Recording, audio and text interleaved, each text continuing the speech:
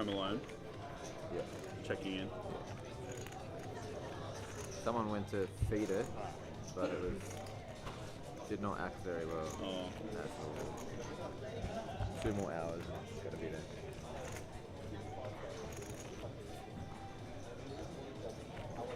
Good. Good.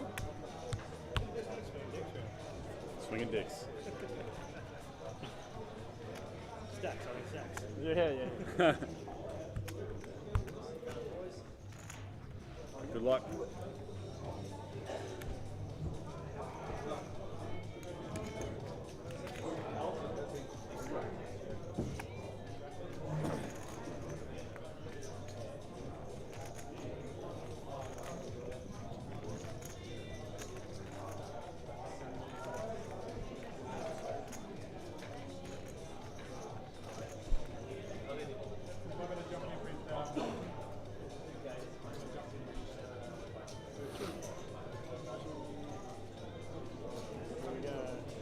Good luck, everyone. Alright, his lines are 80,000, 160,000 with a 160,000 big blind Andy. Good luck to you as well. Come up there. 160. 64 fold.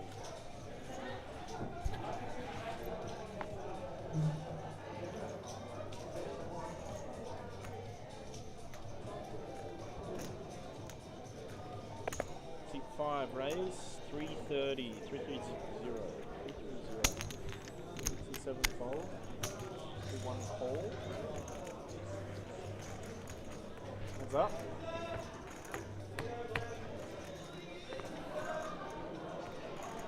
Check. 175. 175. 175, C1 fold.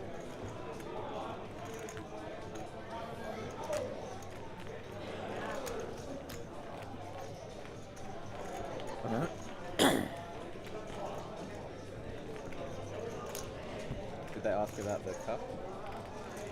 Did they ask about the... The what? Oh no, you weren't there. Did they ask about the thing? Did they ask? Got it through? I didn't even know what you took. You took the whole job. This. They didn't know. Wow. Run good glass. C5 fold.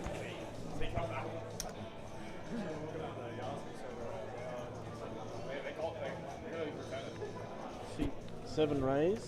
320. 320. C1 fold.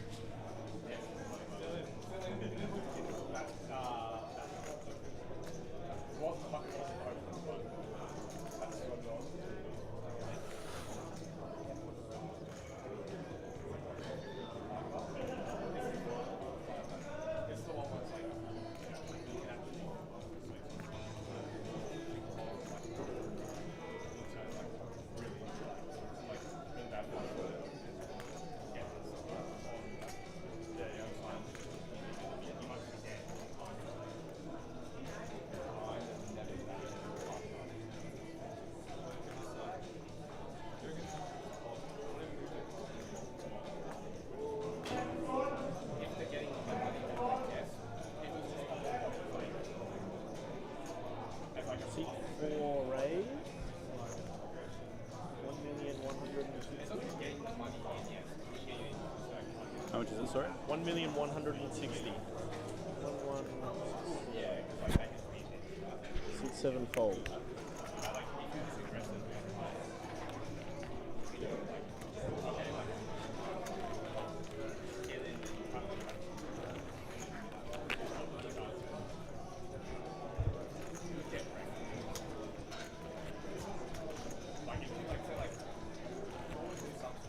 Big blind, please.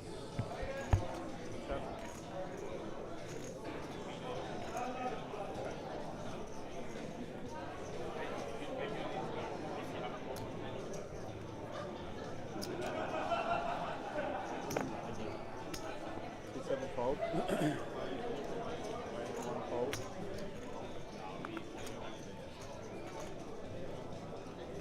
Four fold. Don't complain to me. Huh? Don't complain. Give me a word. Remember your flavor. I don't complain though. To you, maybe to others.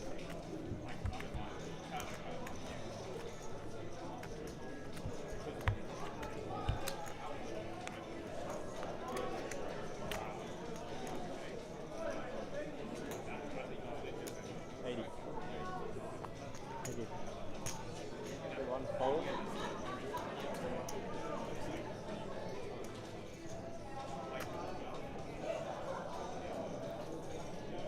C4 raise, 320, 320.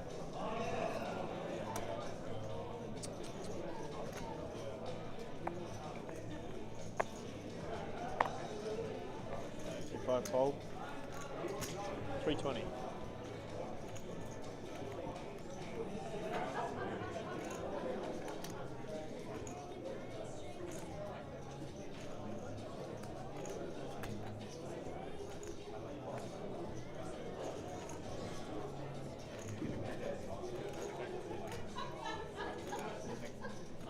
All in. All in, C7 all in. 3 million, yeah. Sorry, about just under 3 million.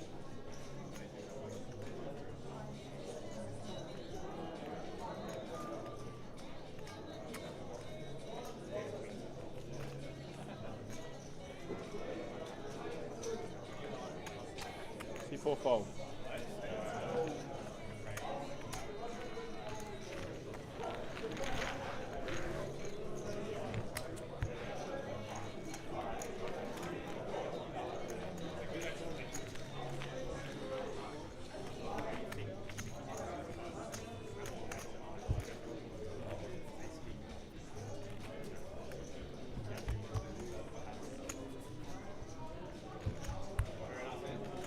Lucky. Unlucky, yeah.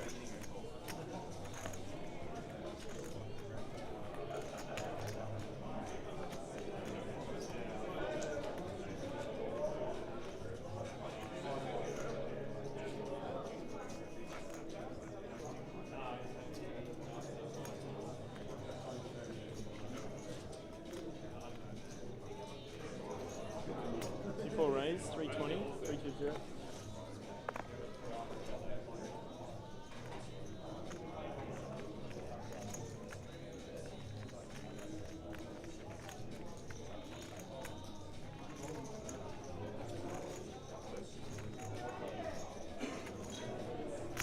C5 calls, C7 fold, C1 fold. Hands up. Doesn't cover, do you?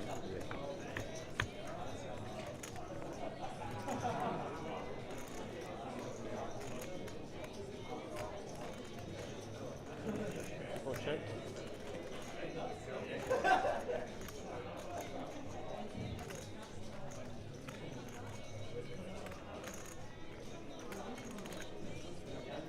C5 check.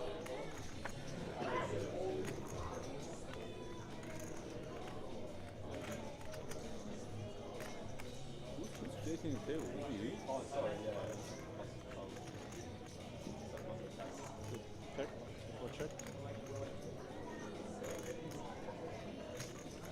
C5 bets, 250, 250.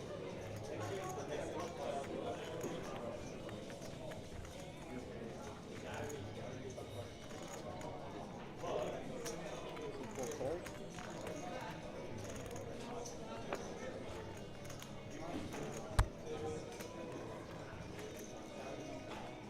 C4 check. C5 check. Straps. No, you know.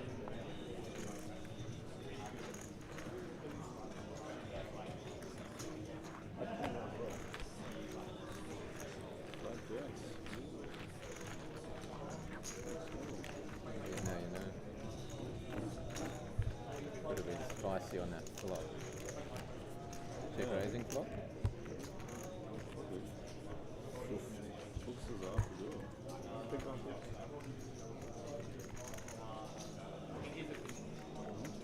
One six.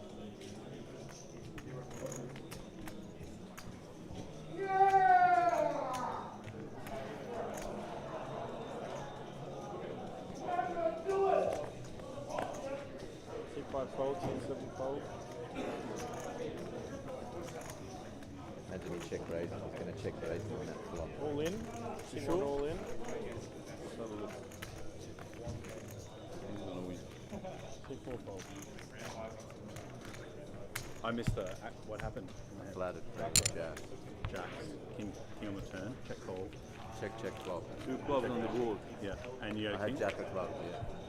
King queen. Josh Monk here, back in the saddle. 39. Sorry. I'm going to do some commentating on the final table here of the vault. King 9 of clubs, so flop the flush draw. And solo, I'm just going to run it solo for a little Over bit. here, I'm in Jacob. a world of hurt there. Jinxie's ducked off to register for the PLO game that's just up and running.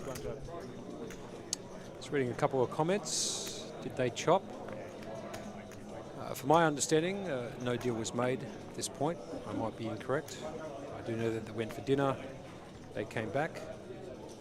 And from the information that I was given at that particular time, which was probably a good part of half an hour ago, they had not reached an agreement. Josh, no problems. I'll see if I can get some updates on Jinxie and the PLO. I'm sure he'll be racing back here as soon as possible if he does bust in that, but it is unlimited buy-ins, so you never know with Jinxie. You might shoot a few bullets off just before the late registration finishes. Anyway, we're back to the action here. 4 players left in the main. The vault main, I should say. Up and trainer picks up the king 8 off. He's under the gun. 2.4 million in his chips, selects to fold. Round to a Barbie. Been very impressed with the Barbie today. Been playing a very good game of poker. He's got 6.3 million in chips. I believe he's the chip leader here at the table. He's going to raise on the button. 4-3 of diamonds. Chad here, pocket 9s in the small blind. Most likely going to reach for a couple of chips here and put in a 3-bet. He has, in fact. 3-bet to 950. And Rabi will put that in the bin. Chad will pick up the hand.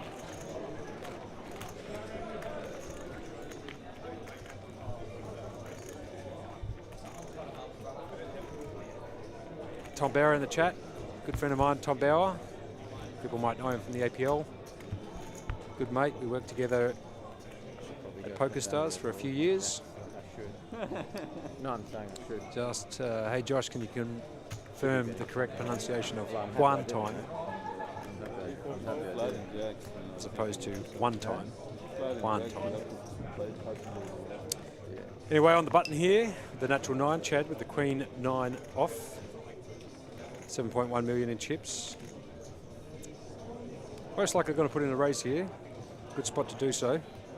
On the button, in position. 330. C5 raise, 330. C7 fold. It's going to raise it up to 330. Fold in the small by Bert. The 8-2 suited. Background to Malcolm. All in, C1 all in. He's going to jam all in for 2.2 million with the ace-6 off.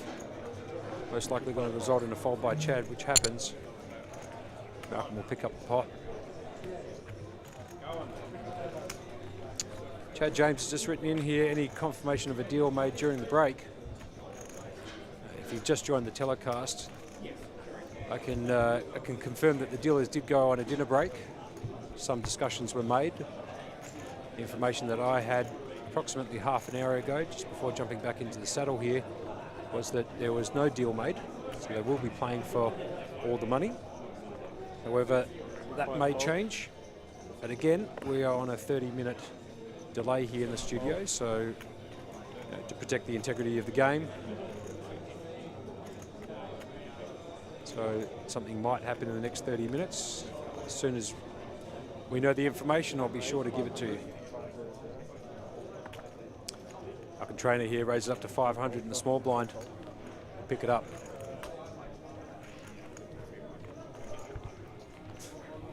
I love the comments coming in, actually, it keeps me entertained. Got a bit of a smile on my face here. One from Josh Mansell. There's a few Joshes out here, just by the way. Big one, please. Strange, Mansell, myself, Cully, Ginsky. I think, parents really liked that name during that time period if we're all the same age. He says, can someone please confirm if Baden Jinx is single? Don't have the answer to that question, but on my next break I'll go and ask him if you want. I'll get that information back to you as soon as possible. Anyway, let's get back to the poker action here. Bert Perry here picks up the queens. He's under the gun. He's going to elect to raise it to 320. It's the min click back. Chad here with the queen jack off in the big blind. He's elected to call. We're going to see a flop.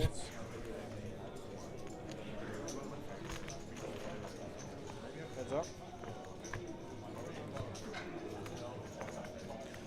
Flop comes 994. 5 check.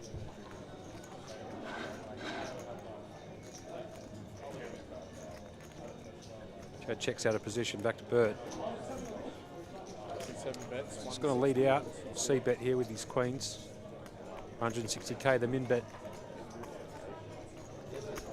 5 calls. gets called. We're going to a turn here. 1.2 in the 1.2 in the pot here. Turns a jack of hearts. Gives Chad top pair on the board.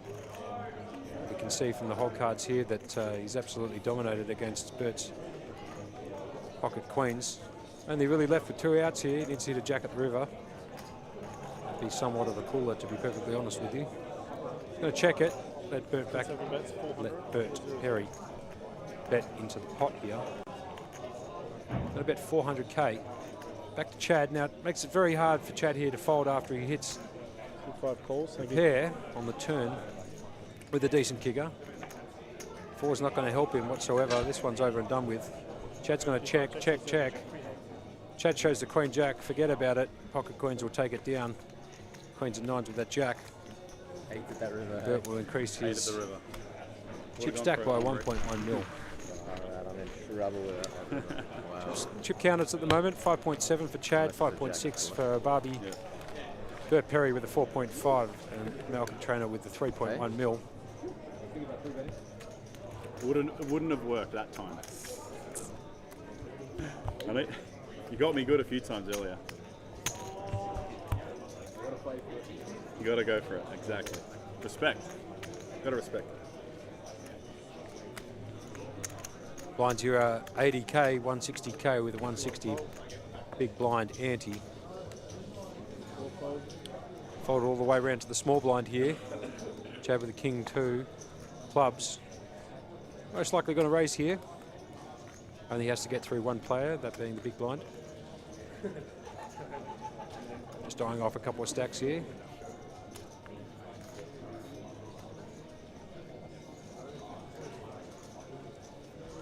T5 raise, 440. It's going to pop it to 440. 440. Action's back on Bert, 7-6 off. Might see a flop here actually, Bert. In position. Got a connecting hand.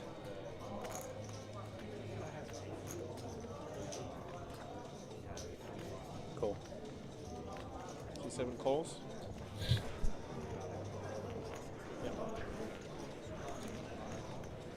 Heads up. Off to the flop we go, here we go. What comes? Queen 8 deuce. Queen 8 and diamonds. T5 Chad hits bottom pair, second best kicker. Likes to check it. Back to Bert. So I'm assuming here with no hand, no draw, he'll check it back, which he does. Off to the turn. Turn card is the ace of diamonds. Does pick up the flush draw there for Bert Perry. Only 6 high, however. So the pair of 2s is still in the lead. Chad's going to lead this card most likely. Looking at chips. Bang, there she goes. T5 bets, 350, 350. It's going to bet 350. That should get the job done. It does.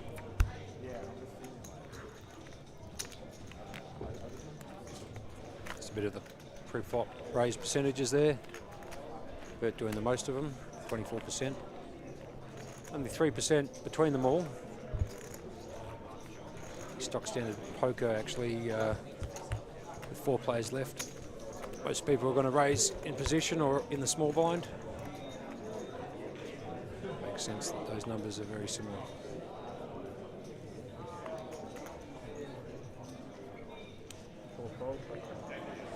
Just to update the viewers, it was not a deal during the dinner break. So they will be playing for all the money at this point. 5 raise. Chad on the button here is going to raise, 330. make it 330 to go. But Perry folds in the small blind, back round to Malcolm. Trainer who has 5 deuce. Most likely going to give this one up, I'd imagine. Got no equity, the 5-2 here. Although it says 35%. He knows that that hand combinatorically You had it. is weak. Huh? You had So it. we'll let it go. Chad will pick up the blinds. Whoa.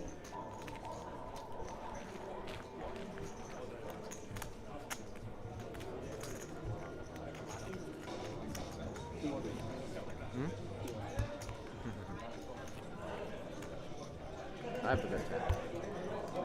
I have the best hand. 100%. 100%. Yeah, it would have gone in if I didn't have the best hand.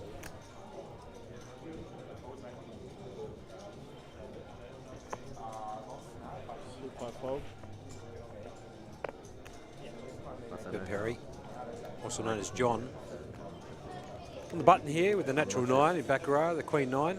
Fluffy. Unbeatable hand. He's going to pop it Raise, 320. in position. 3.1 in chips. 320k. Unfortunately, he's walked straight into the Ace King in the small blind. Ace King suited. Malcolm thinking about what to do here. Pretty easy decision in my opinion. He's going to put in that 3 bet. 850. 850. He's going to 3 bet it to 850. 275. The Barbie's going to fold there, the 3-2. Bert Perry also going to lay down that natural 9. Not good in this game against the 3 bet. And we're off to the next hand.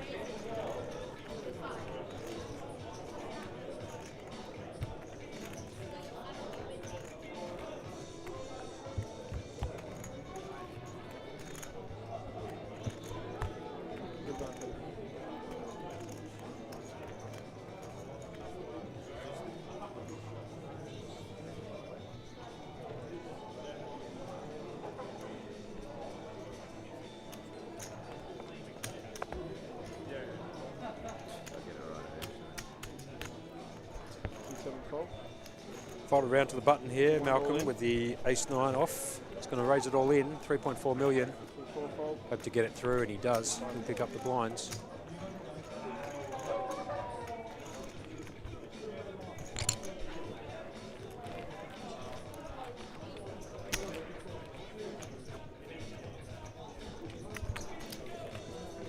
Just want to give a little bit of a shout out to the Hasher Management Group, who are the owners of the APT as of probably a couple of months back. Co-owners, I should say. Put on a good display of poker and this particular series this week. Everybody's been very impressed with the product that we've put forward. I'm hoping you're enjoying it on the feed. And if you're in the building, I hope you're enjoying Bankstown Sports Club here in New South Wales. Phenomenal venue. If you haven't been before, suggest you come down, preferably in our next series that we have here. It's got everything to offer.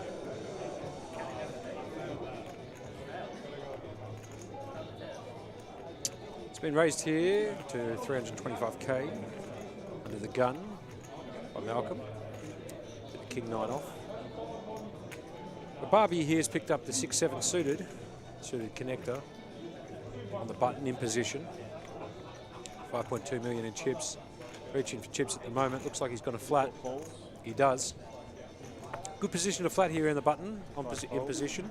Is it 325? Can turn this hand into something. Gets the right flop. And Bert is going to come along. 7 calls. Three-way action. Here we go.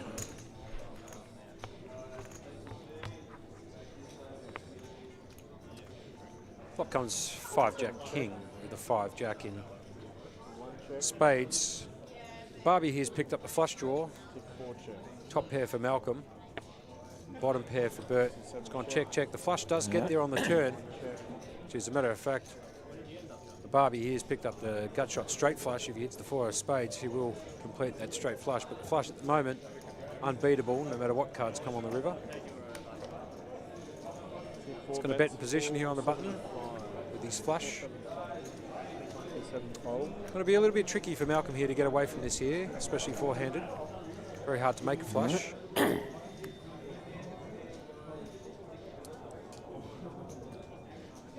Big Ado will be joining me here. Here he is. Oh. Ados, how are you, baby? Good, mate. Good, thank you. I'm just popping in quickly. I know that you've been holding it here, but I've been organising Alison from Poker Media Australia. She's going to come in and do a little bit of update. She's been doing some fantastic work across the social medias. And I'm also trying to organise this lovely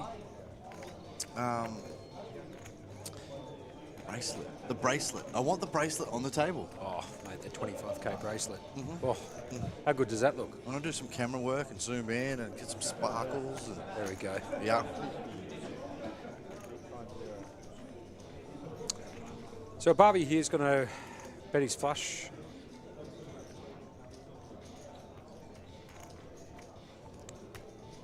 Looks from the screen here, bet of 800k. So, action. Let's go and check. And we're on the turn. And Kavash has got the flush. Looks like Malcolm might have called there with top pair. Sorry, there's a couple little technical glitches here in the studio here, so I'm not sure exactly on the action, but we'll get you some updates as soon as we know. It looks like it has been called by Malcolm with the top pair there. Yeah, good pick up there, Monkey. Unfortunately, we just had a little bit of a freezer system, and our production team had to get in and just do a quick reset. So the next couple of hands, ladies and gentlemen, at home, we do have, I guess, play the whole cards yourself. Because unfortunately, it's the cards won't show for a little while. There is a little glitch, and we fixed it. Thank you, appreciate it.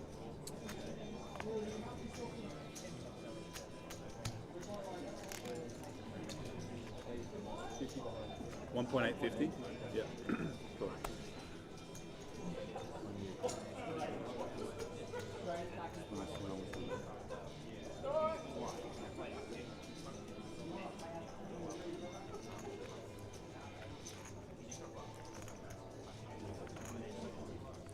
For those of you just tuning in, have a little bit of a technical glitch here on the table. That's perfectly fine. Ado, who's in the commentary box with me, has just informed me that glitch will last a few hands. We apologise for the viewership. We are working on a solution to that problem. So we're going to be calling this blind as best as we possibly can. Apologies for you at home. We go to showdown here. All right, he's just rolled over the aces, if you don't mind. We can get this. Fortunately, he just picks up the blinds. Nothing more, it looked like.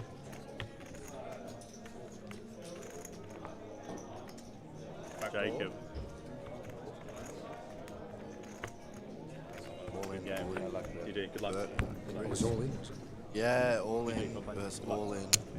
Bert was at risk in that one. Good luck, man. Jacob bin Bert's hand, but the aces hold there. And it's a bit glary on the board, unfortunately, guys. But we do have an elimination of John Perry, also known as Bert. Spelt multiple ways. Yeah, no, it was on Bert with the B-U-R-T. He told us it was B-E-R-T, like Bert and Ernie. Yeah. And he likes to go by John or Bert or one of the two. Sounds more like Sesame Street characters than it does a poker player, but we're working with the best we can. Apologies for the missed call there by myself. It's hard to understand what's going on. We're a bit obstructed here, obviously, by the dealer and the lack of the technology holding up at the moment. But as Ado said, they found a solution, and shortly we should have all of that information available for you at home.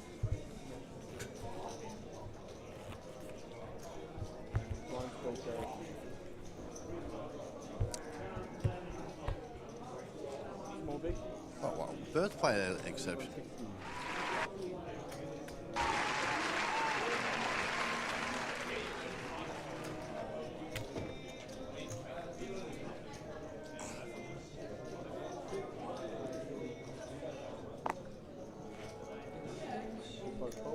All in, see one all in.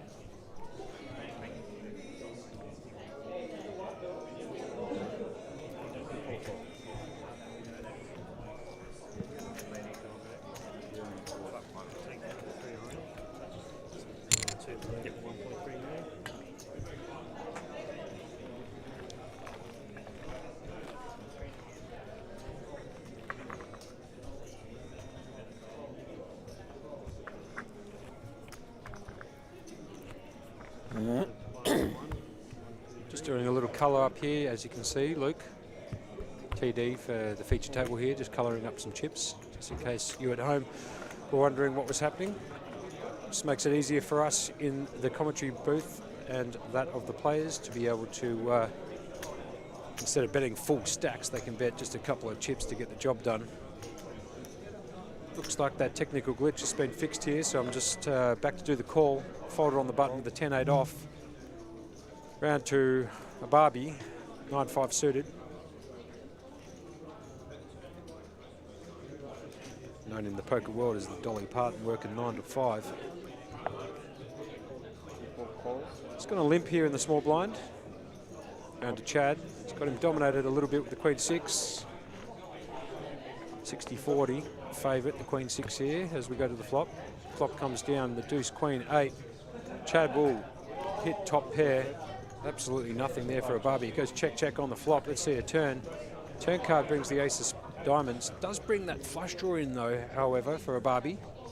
He's now picked up that flush draw.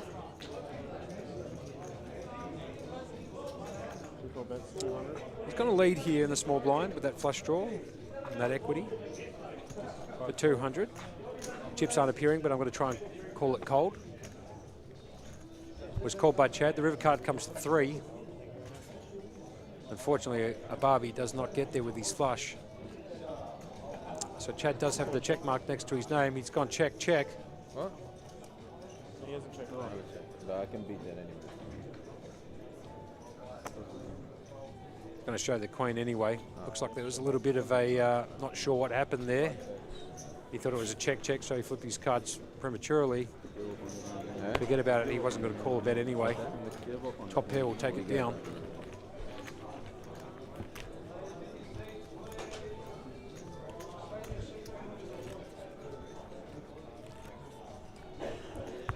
Just want to give a shout out to all the guys who work for the APT this week. Dealers, TDs, the chippies. Depends. Are you making number 2? All the, You're that nervous. extra guys, contractors that we had for the bump in, bump out, which is when we bring the tables in and get them all set up. It's a big team effort to sort up what we've got out here. And been very impressed, I must admit. So, bit of a shout out to all the guys. Thank you so much. We truly do appreciate it. It's all in there, it wasn't called. Looks like Chad will just pick up the lines.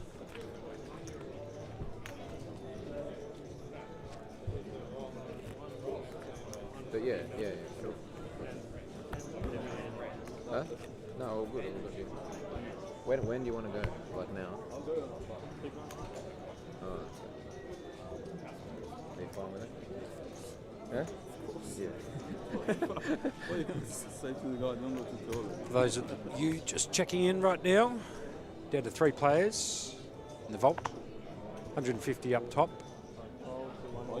50k for second.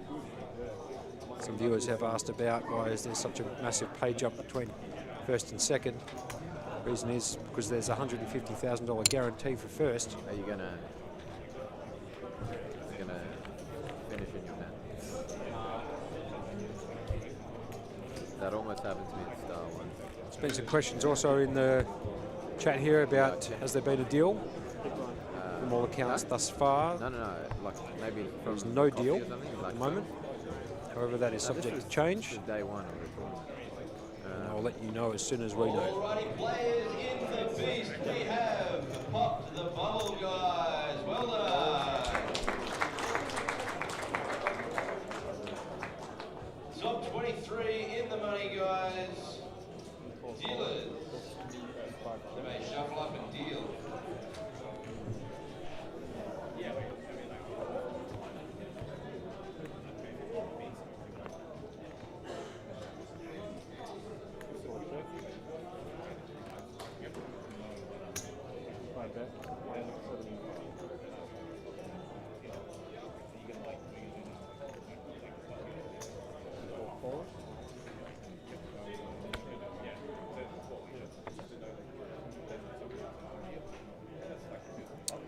Just had to duck out there for 1 second.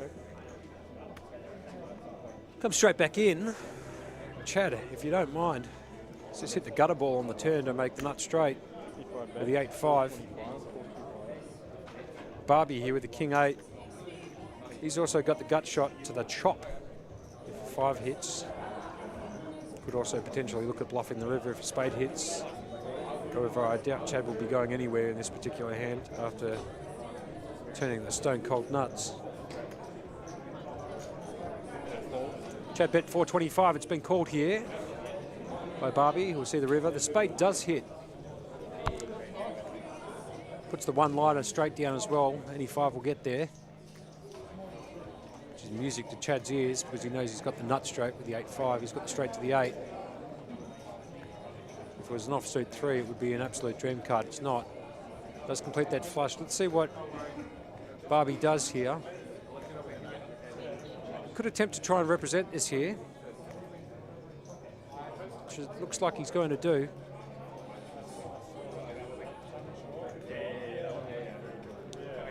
That looks like 650,000. Snap call straight away, if you don't mind. That was 750k. Snap call by Chad, who just shows him the nut straight with the 8-5. Chad now, 9.1 mil, 50% of chips in play, if you don't mind. Barbie, 39%, 7.2 with 12 BBs. Malcolm's the short stack here.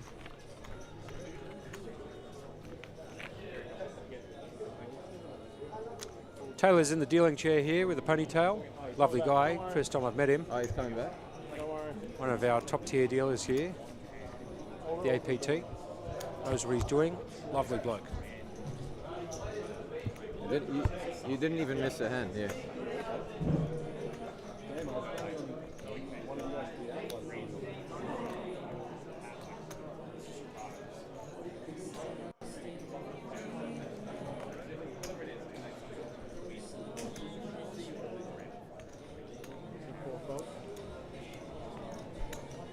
Milo's just jumped into chat. Said there's no chop yet. Thank you for that, Milo. Appreciate that. Calling this one tonight blind, so appreciate the little update there, Milo. Chad here in the small blind. Queen 6 off. How much you playing, Mark?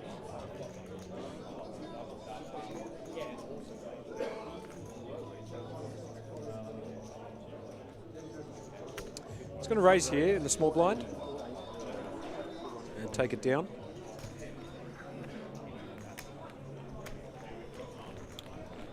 As you can see there, Malcolm with the 14 BBs, 2.3 mil.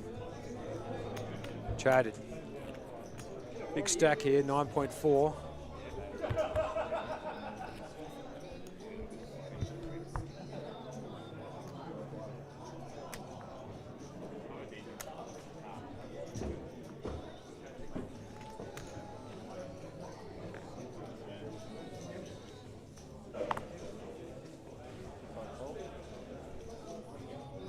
Couple of junk hands here, 8-3 suited, chuck it straight in the muck. Malcolm in the small blind. And the short stack decided to limp in here with the 10-3. Barbie here, it's going to check it back with the king 4 off. Let's see a flop.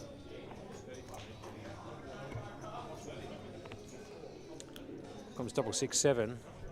Sort of down in clubs. Nobody's got any part of that board.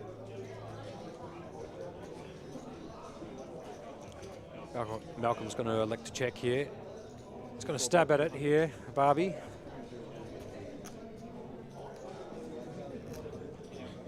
Malcolm knows that even with this weak holding here, he might be able to steal this pot away from Barbie. Might be thinking about putting in a raise here or floating a streak.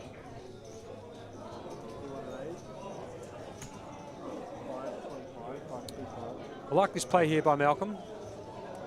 The small blind, this board hits his range more often, I would imagine, than a Barbie. He senses a bit of weakness here. It's a good spot to put in a raise. Might be able to take this pot down. Thank you.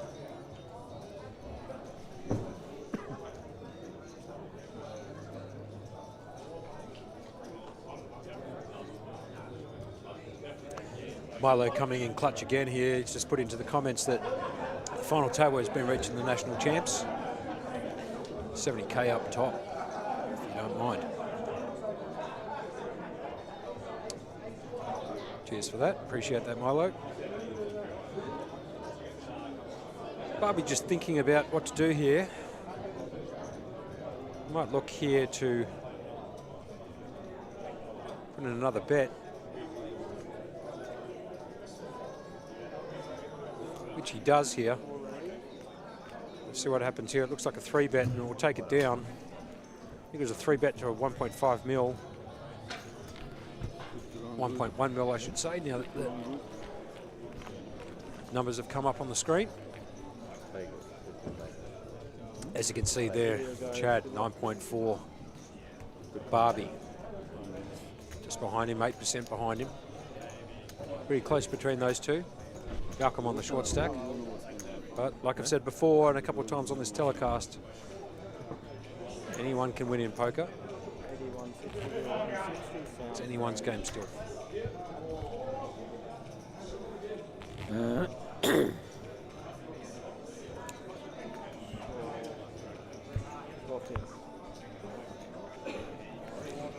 Those of you in the chat, if you've got any questions, please feel free to write in. I'll do my best to answer them for you. If you like my commentary, let me know. Otherwise, I can organise somebody else to jump in the booth.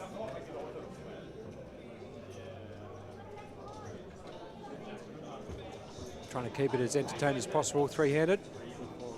Hopefully I'm doing a good job. Here we go. The Barbie here in the small blind is raised up to 450. Chad in the big 10-7. Daniel Negreanu's favourite hand, I believe. It's going to muck it. Barbie's just going to pick up the blinds.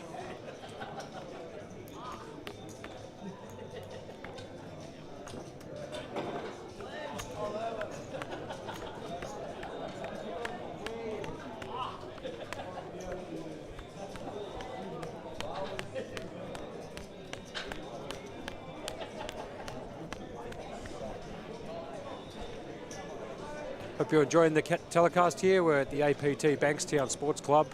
I'm Joshua Monk, Director of Poker.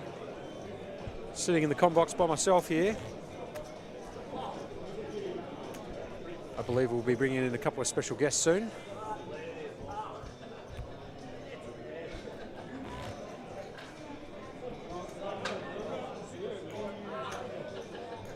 King, Queen, Ace, Jacks, love the name. Locals call him Kia, not Barbie. I'll do my best to call him Kia from now on. Thanks for the compliment there, Cole.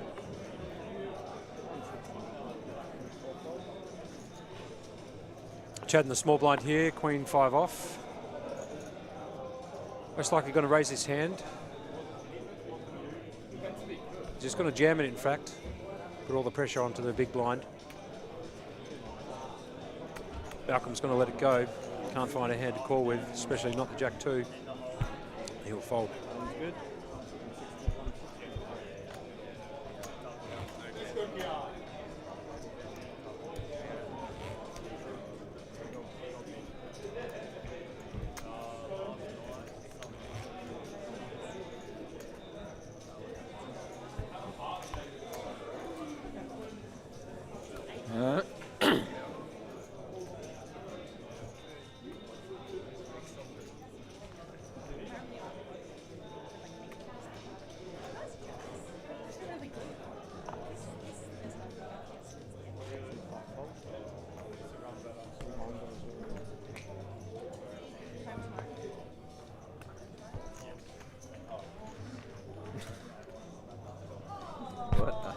You thought it was the other one. Eh? Jack 9's good anyway. Got to run the Jack.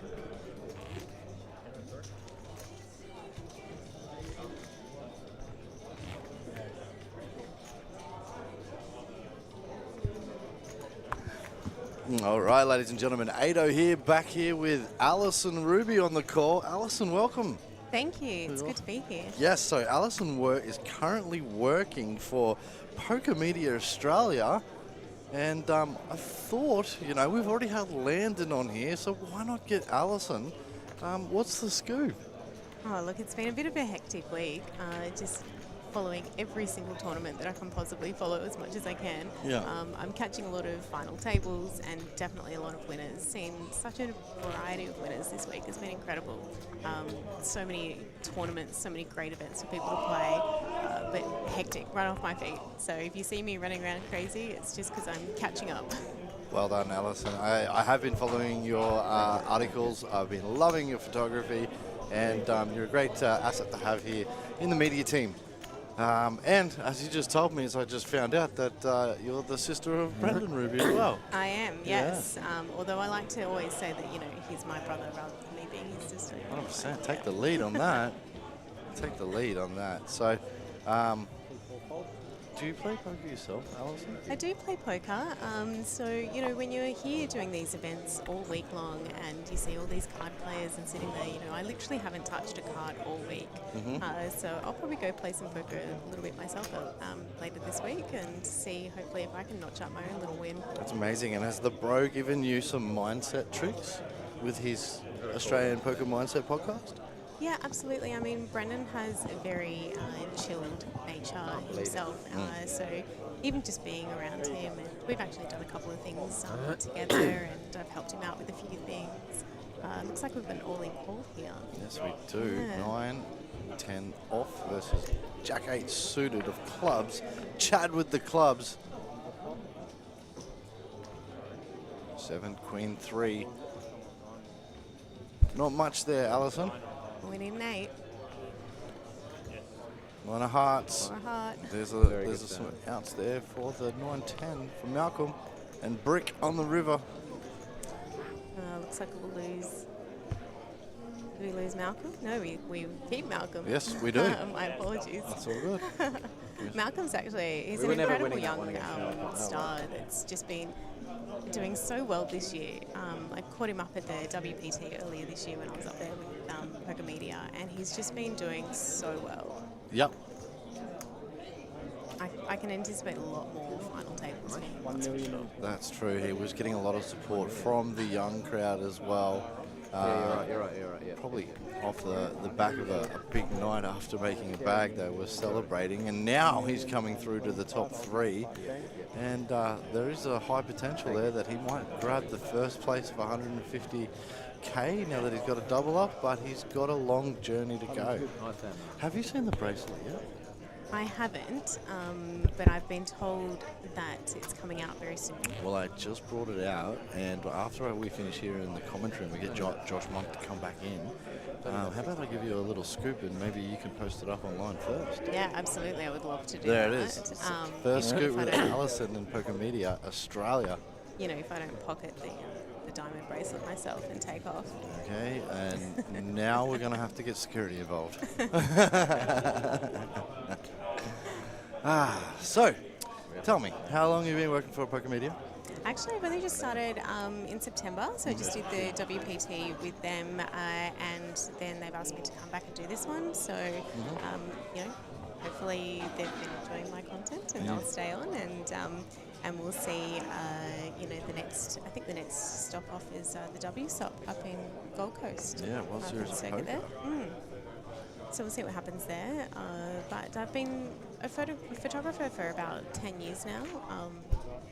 Sometimes I think that my photography passion is more collecting gear rather than actually taking photos. I totally feel you on that. I have nothing near what you have, by the way. I've looked at your kit and it is phenomenal with all the D-series Canons that you have and the lenses, and they ain't cheap, I tell you that much. Definitely But not cheap. we are photographers, we are creative and videographers as well, so they do become our toys. They definitely do, and it's become a passion, and combining poker and photography has been really good as well. I was talking to some other people that because I mainly photograph wildlife.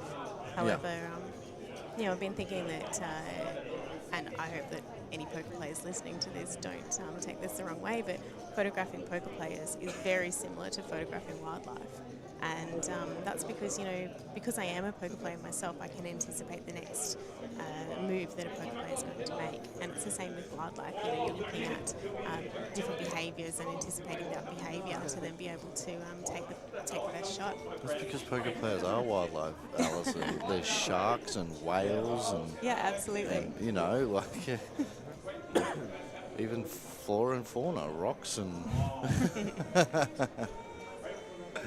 But you're right. Yeah, you can certainly anticipate the action of a poker player once you can see when they're going to fold, and it's actually, as a photographer, you feel probably a similar psychology as a player would be as sitting at a table waiting to catch. They're looking for perhaps a bad tell or a read upon a player, and you're reading for an action. Yeah, to absolutely. catch the Same moment. thing. Yeah. It's interesting when some of them kind of catch me in the corner of their eye and smile or something. But for the most part, I try and make myself invisible around the table so as I'm not distracting anyone. Mm-hmm. Have you travelled overseas to play cards or do your photography?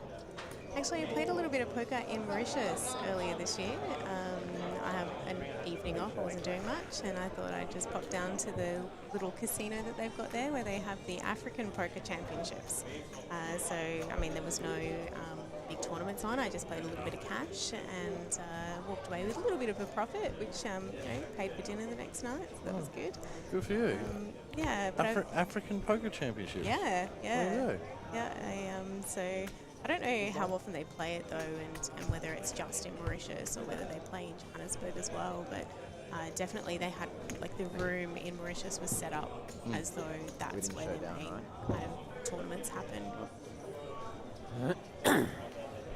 But mainly in travel, it's just photography, wildlife.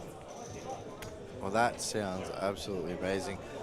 Well, Alison, it's been absolute pleasure having you on with me. Thank you so much for all you've done over the whole entire week. It's been nice to actually bring you into the box, and I'm sure you're a little bit excited to come and see the action and what we do in here all week. I know that you're super busy. We've just got the main event, the National Championship final table that literally just went to the table. They will most likely come on straight after this stream once we crown a champion of the vault. The beast is catching right up behind it as well. Sure is. And we also just hit a final table for the PLO Big as well. Just crowned a winner for the Kings. Yeah. So it's all happening. I've got a stack of photos, but it's been great to join you. Yeah. And here I am, get Alison. She should be working, but no, you're in here with us. All right, ladies and gentlemen, please give it up for Alison Ruby of Poker Media Australia. Thank you, Alison. And right after this, I'm also going to jump back off. Josh Monk is coming back in to finish off the final table. I'm going to go get the bracelet ready because I'm sure there's going to be a big collision here soon. And Monkey back on the call. Alison, pleasure having you. Thank you. Bye.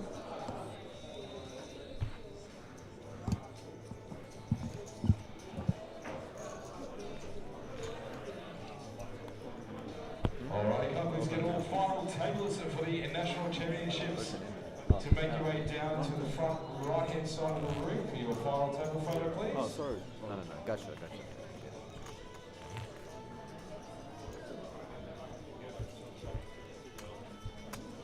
As all final tables for the National Championships, please make your way down to the front right-hand side of the room to get your final table photo.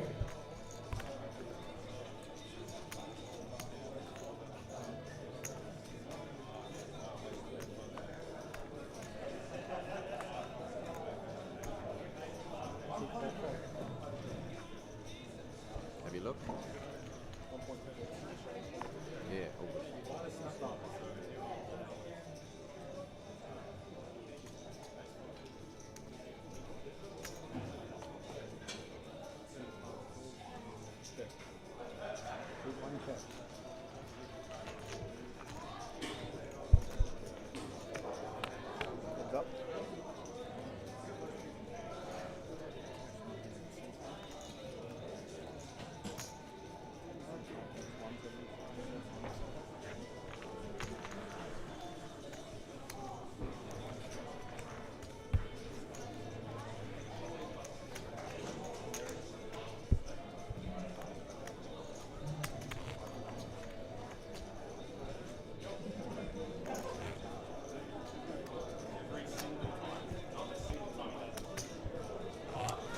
Thanks very much, Ado. Josh Monk back in the saddle. People call me Monkey. Got to be in here for probably another 45 minutes, give or take, before I duck off for the night and somebody else will take over. Running solo here in the commentary box. Doing my best to keep you entertained, three-handed. Chad here on the button, 6-2 off, it's got to muck it. Malcolm with the 9-3. Not that much better.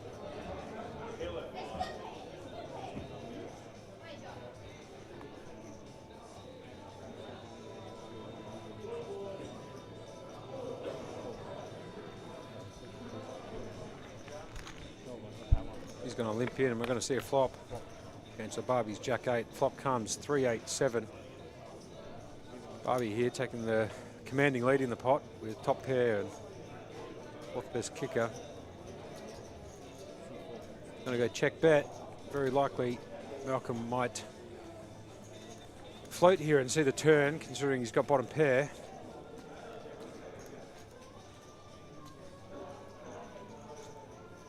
Could potentially look at a raise here, see where he's at, but he's got such a small stack.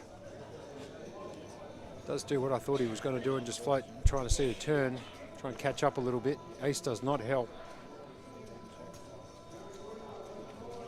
Malcolm could go bust here. Such a small stack, 550k, 880k in the pot. Barbie just going to jam on him. Malcolm Trainer with a decision here, whether or not he just goes with the pair of threes and hope it's the best hand.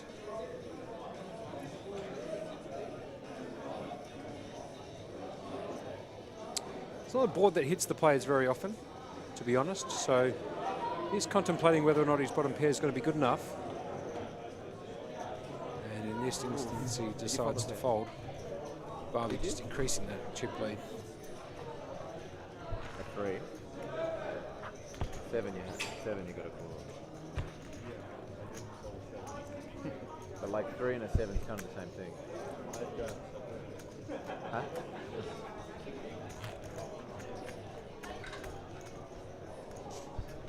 Saw a comment just before about APT Adelaide. Do my very best to see if I can get that information for you before the end of this feed. I believe it's just around the corner. Don't have it readily available because it's not my forte to know all of this type of stuff at the moment. It's part of a different team. But as soon as I find that out, I'll let you know. Just a recap, no deal has been made here so far at the final table. They'll be playing for all the money, as is. Fold on the button there by Malcolm. Flat call with the King-9 suited. Chad here picks up the Ace-Jack. I like this play by Chad. Decided just to check it back, see if he can trap his opponent. Big flop for him here. He's flop top pair. Chad, that is. A Barbie, nothing. Goes check, check on the flop. Turn card brings the spade draw in here for a Barbie. He can now hit spade at the river to complete a flush. However, he is behind at the moment against Chad, who's got top pair. Barbie's going to semi-bluff here with a drawing hand. It's 300k, gets called, river card. Comes to Jack of Hearts, does not complete his flush. Straight possibilities on the board, he does check it. Chad here now with two pairs, aces and jacks. Can't tell how strong this hand is, three-handed. It's an absolute monster. He's going to bet it. Should be all she wrote here. Sitting on 1,720,000. In seat number 2, your current chip leader is Van der Man, sitting on 4,430,000. Chad will take that down. In seat 3.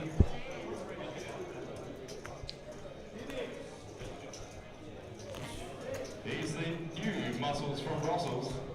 Xavier Bengano sitting on As Alison discussed prior to me coming back into the commentary box, there's a couple of final tables out there, national champs final table. There's one other final table out there. That's me at the moment, which one that is. I think it's the the big pair low. Like on a brick river, you would go for that. That was a bad river. We will be concluding this at some stage and looking at the national champs final table up next. NEC6 coming down from the Gold Coast, Omar Salija, sitting on 1,430,000. Chad here with the 10-6 off. Selecting to muck it here in the small blind. NEC number 7. Probably so nitty. Malcolm there with a 3BB, 630k. We got Selwyn coming in 6-7. Spot you want to be in. 3,355,000. Still a big chunk of change for third.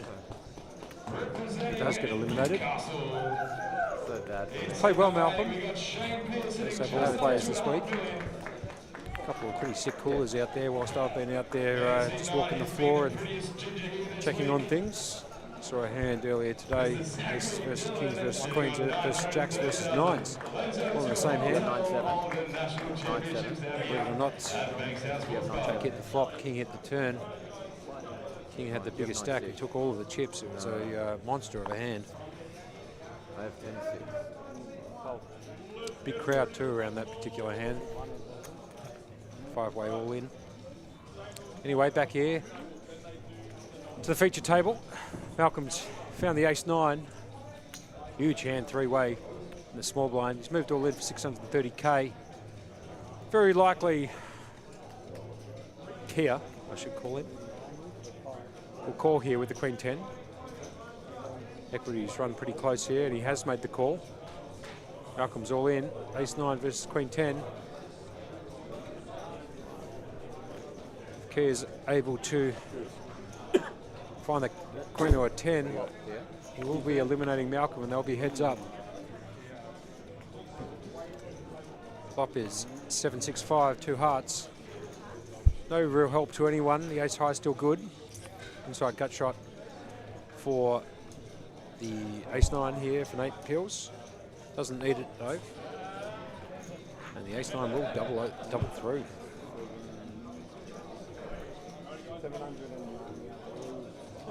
Trainer up to 7 BBs, 1.5 mil. Still very short, but you never know with poker. Anything can happen.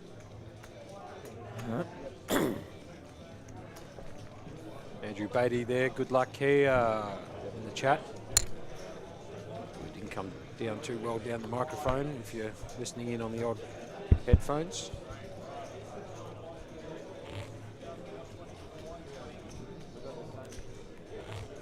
For those of you just checking in, Joshua Monk, Director of Poker here at the APT.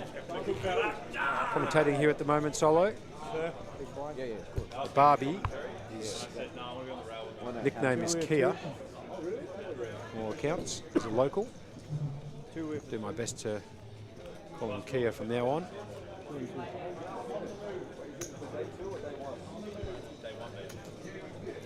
Malcolm with Jack 5.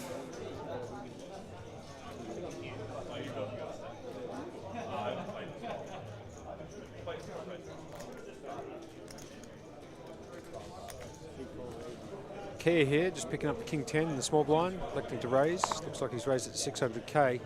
Chad here with a 6 deuce. Looks like we're going to let this one go. Does. Kia's just going to pick up his blinds.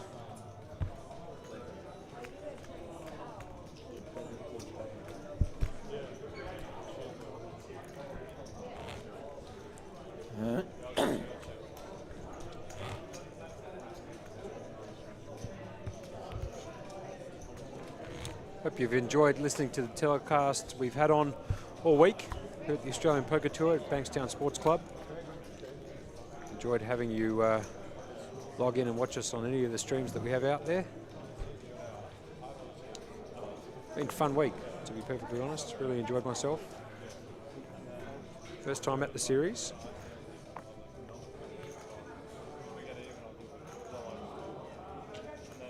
Chad here in the small blind picks up the King Deuce off, I should say. Elected here to jam it against Malcolm, who is the short stack. See you later, says Malcolm with a 7-5. Andrew Hindmarch, or Hindmarch, depending on how you want to, he'll probably correct me in the chat, has asked, has there been a chop? The answer to that question is no. Has not been a chop. They're going to play for all the money. That is subject to change, however, depending on what happens. There might be some talks if one of these players is eliminated. As soon as I know the details, I will let you know. APT Live might also post it in the chat log for those people who might tune in a little bit later. Anyway, back to the action here. Chad, Jack 7 off. The button, electing to fold.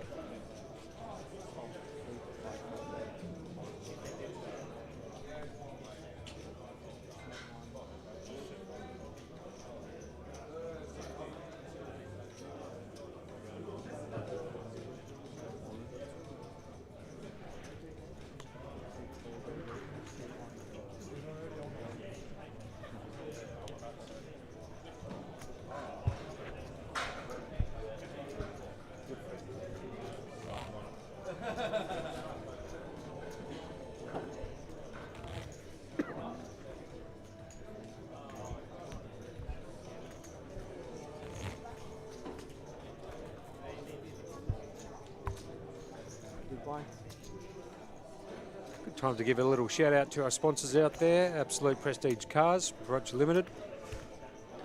Major sponsor for a couple of these events out here. Got a great relationship with the APT. Supercars Nuno in the chat has alluded to. Same with this Elite Sports Massage. Gary and the team working the floor this week for the players. Thank you to them.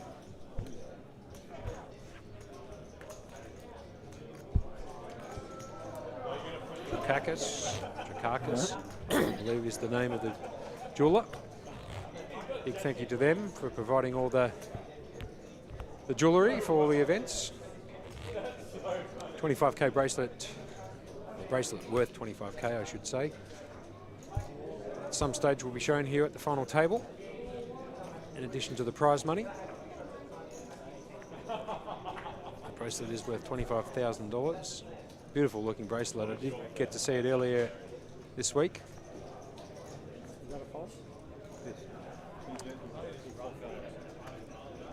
Kia folds the button.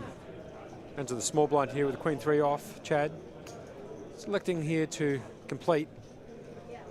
Actually, he's going to go back onto Malcolm, the big blind. Looks down at the 9-6 and decides to check it. Here we go to the flop. 4 Jack 5, flush draw down in spades. Hasn't hit anyone here. Chad most likely going to lead out here. My bad read there, he's electing to check it. Back to Malcolm in the big blind.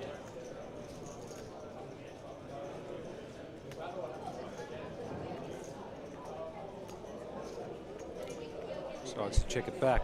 Off to the turn we go. Here we go, bang. The deuce brings in the straight draw for both players. Up and down straight draw for Chad with the 3. Gut shot straight draw for Malcolm. He needs to hit one of those 3s to complete a straight to the 6. Good spot for Chad to bet here. Most likely will take this down, and he does. 310k, enough to get the job done. Aggression frequency, as you can see there, 43% there for Chad. 37 and 33 for Kia and Trainer.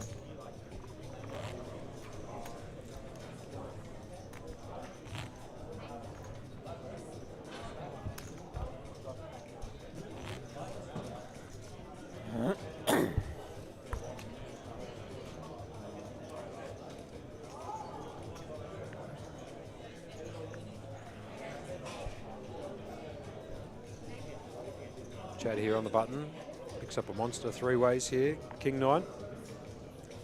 Going to raise here in position, almost certainly. Back to back, he's proved me wrong. Decided to just limp in there on the button, interesting decision. Malcolm's moved all in with the dominated King 8, suited in diamonds, 1.3 million. Chad's asked for a count. Chad's going to lay that down. Very interesting play there by Chad, in my opinion. I'll be raising there on the button with King 9. But what would I know? I'm not sitting on the final table. I'm here in the com box. These guys are playing for 150 up top, so obviously there's some sort of strategy into limping the button there.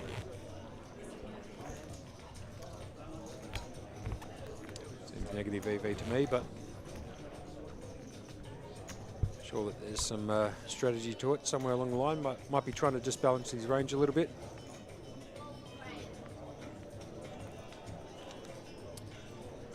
Malcolm now has picked up the button. How much you got now, Mark? 1.9 million in chips. Picked up the ace 3. It's a monster three ways, the ace high. Counting down his stack, trying to figure out exactly how much he's got left. Going to jam here. It's the correct play to make. 10-4 and the small blind's going to fold. 9-2 straight in the bin. See you later. It's going to pick up the blinds. Let's move on to the next hand.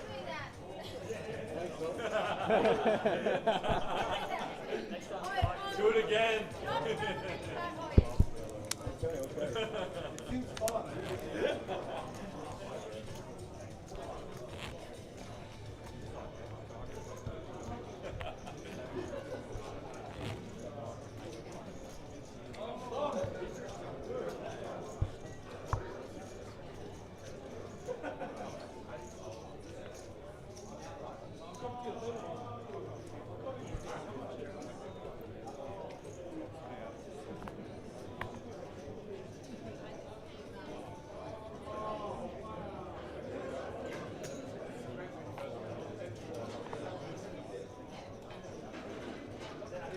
Key here picks up the pocket sixes here on the button.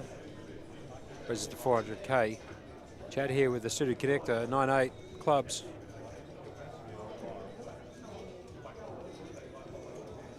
Just trying to figure out what to do here with the 9-8 of clubs.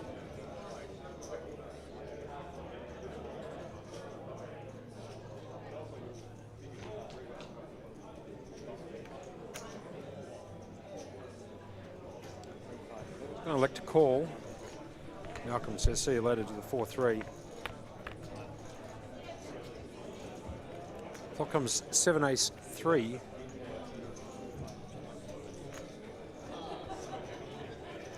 Check by Chad. Round to the button. Kia got a bet out. Looks like he's bet 200k. Looks like 300, pardon me, 300k.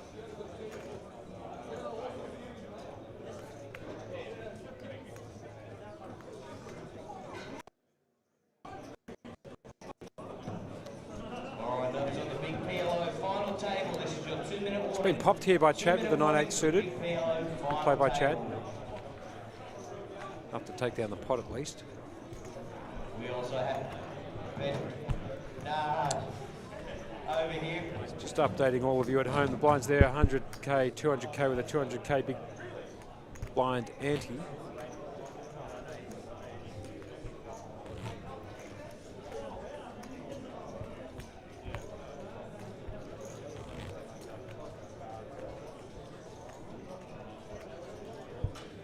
Gavin Brown just entered into the chat there. Let's go, Chad. Support for a lot of players here. A couple for Kia, a couple for Chad. Malcolm's had a few before. He's obviously the prince, right? He's the prince. Nado's come and joined us back in the box. How are you, Ado? Yeah, good, mate, good. Just been out there and searching the field, watching the national main event and watching these three gentlemen go heads up. Malcolm's got ace jack all in for 2 million. And looks like it's going to go fold.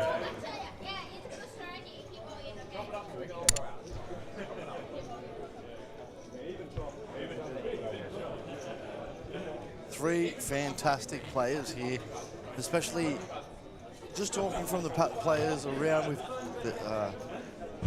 lots of support for Chad, lots of support for the young gun. The rail is pretty huge. We're going to get the trophy and the prestigious vault bracelet on its way.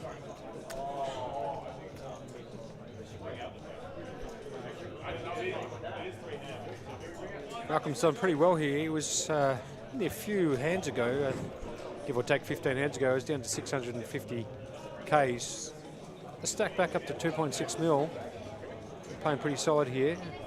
It's on the button here with the queen 5 off. Just trying to figure out how to play it. Just elects to fold.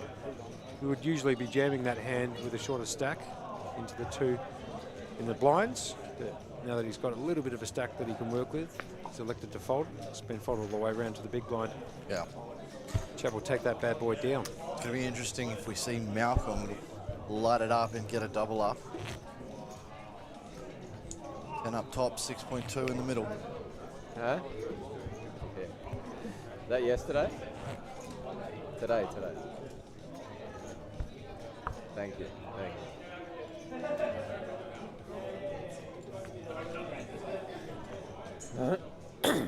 Stay tuned with us here at the Australian Poker Tour. Straight after this, we're putting on the National Championship. It's already down to its final table.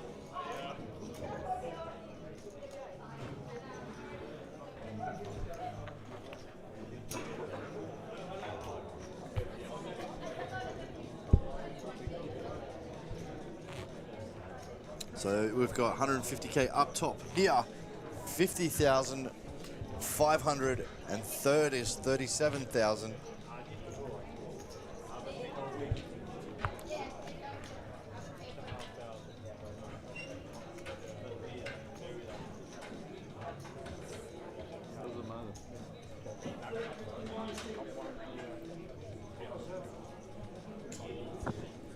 That's 237,500 to play for from the 3 boys.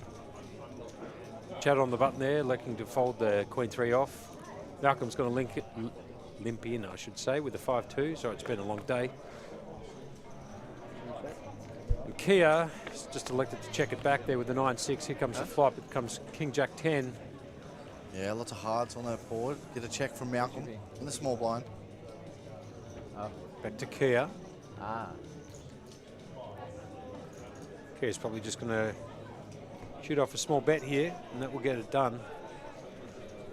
Just shows you the importance of positioning in poker. Close you are to the button, if not on the button. You get to see all the action before acting on your hand. Allows you to, bet out hands like that and just take down pots.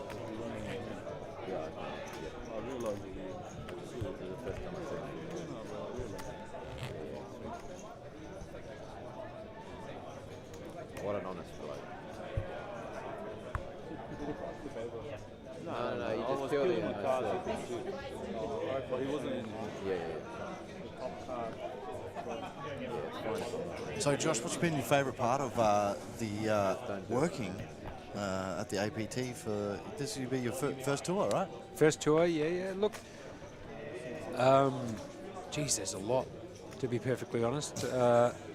I wasn't expecting much, I should say, out of Bankstown Sports Club. I didn't know much about the area, whatever the case may be, but golly gosh, just coming into the place, the McCures really looked after us here. That's the hotel that's on site.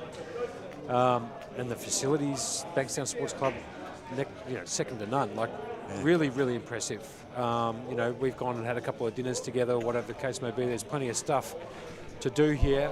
But in terms of the poker, it's been very entertaining from where to go. Yeah, very entertaining. Kia here with ace-2, raises up to 600K, gets the call. And Chad, pocket 8s on a Jack, King 3, 2-spade board. Kia continues, 400K. Interesting board for the pocket 8s. The 2 overs and a particular flush draw. I don't know if I like the strength of the 8th here, but there's a good lead from Kia.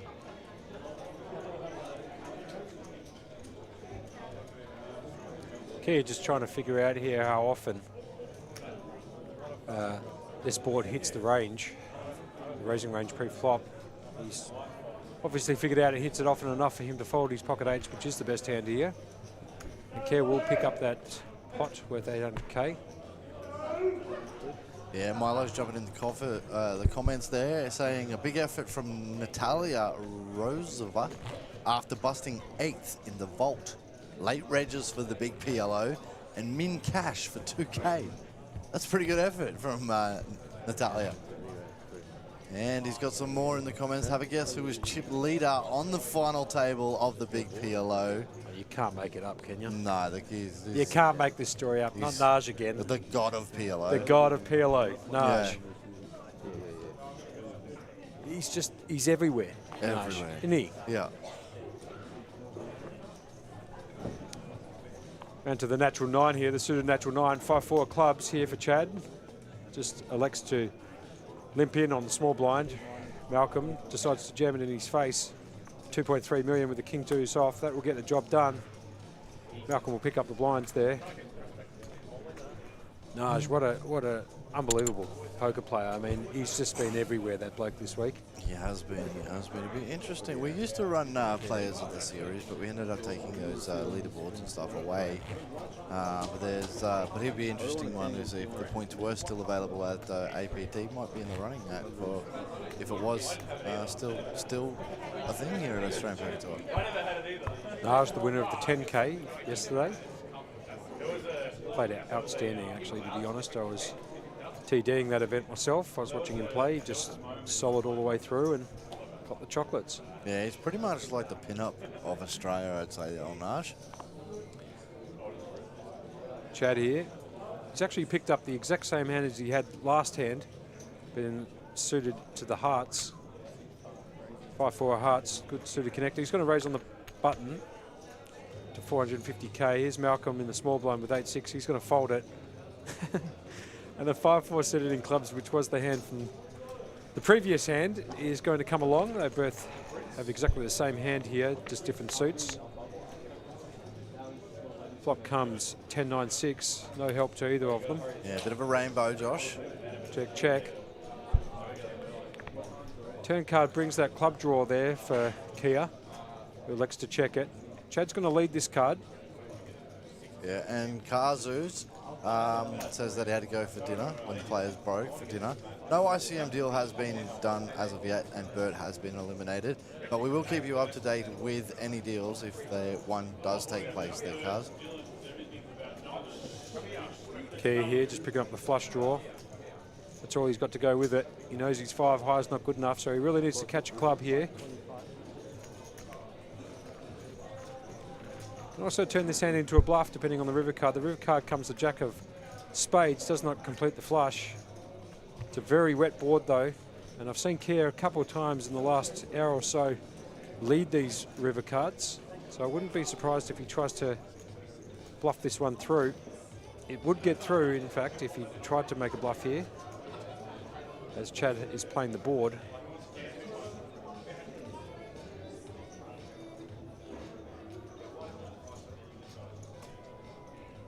Yeah, and just like I thought here, he's going to reach down for some chips. This is definitely going to get through. He's going to bet 1.1 mil, it looks like, or $1 million flat. Chad playing the board, straight in the bin. See you later. And that's how you play poker. It's just one of those situations. You don't know what your opponents have got, and you're looking down at 5-4. And if you don't want to stab the pot, well, mate, I will. And that's what happened in this occasion. And it's Kia who takes the chips. Jack Allen there, Josh. Your commentary is great. Cheers, Jack. Appreciate it, mate. Hope you're watching, listening into the feed. I'm doing my best here. I'm here with Ado. He's been in the box most of the week. He's also one of the tech specialists looking after this production that we've got. It's a big production too, Ado. A lot of cables, a lot of technical things that we have to deal with. I couldn't deal with it. Yeah, troubleshooting left, right and centre, and it's got the girls across from me as well, which I go check on, and then I got the IT team as well. Sure. So big operation. No, but the thing is, the people who are all involved in this are doing their job absolutely fantastically, and it's might have been a little bit rough for the first couple of days, but smooth sailing ever since, and that's just a credit to them, mate. It honestly is. Well, as you can see,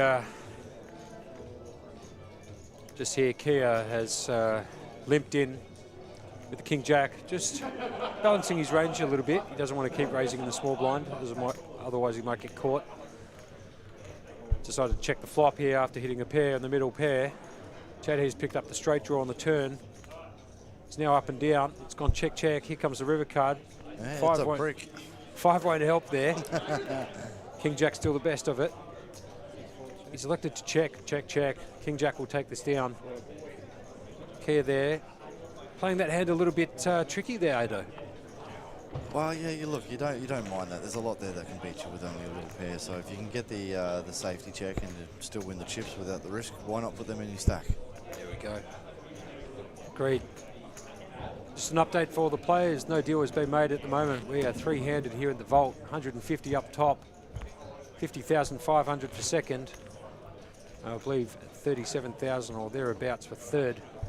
Playing for Big Cheese here. Trying to call the action as best we can. 3-handed is a bit dull, but that's what happens when you get to 3-handed poker. But with Ado and myself in the box working off each other, and Harvey's just walked in. Yep, Mr. Silver is in the room. We've got the firepower to keep you entertained. Fold on the button, round to Chad here with a Motown, Jackson 5, Jack 5 in the small blind. Probably going to pop this one up. He's looking down at some chips. He's going to raise it, make it 600K. Yeah, those pink chips, if you are watching from home, they're 100K chips. The blue chips are 25K chips, and the orange chips are 5,000. So only three chips in play at the moment, and looks like Malcolm has just ripped it and said all in 2.4 million with option on Chad, and Chad helicopters his way to the muck pile. Just a little update here. Have a look at Malcolm, if you don't mind. No earlier than an hour ago, he had 650 in chips here, Ado. Yeah. Now he's got 3.2. Yeah. You know, he doubles through here, second in chips. Got a chance here. You know, like I said before, you got a chip in a chair. I have said it, you know, ad nauseum throughout the week. As long as you got chips in play, there's a chance that you can still get there. He looked done and dusted about an hour and 15 minutes ago, and now he's got a stack.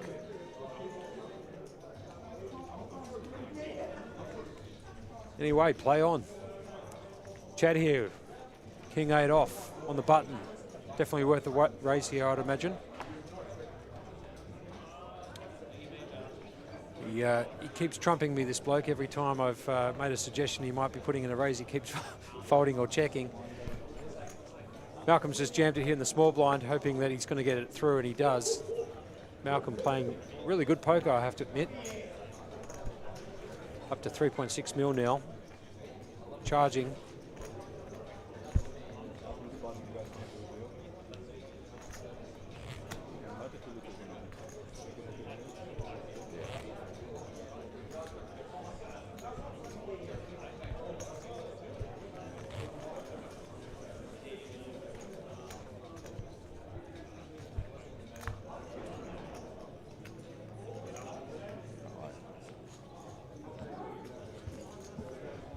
Back to the action here.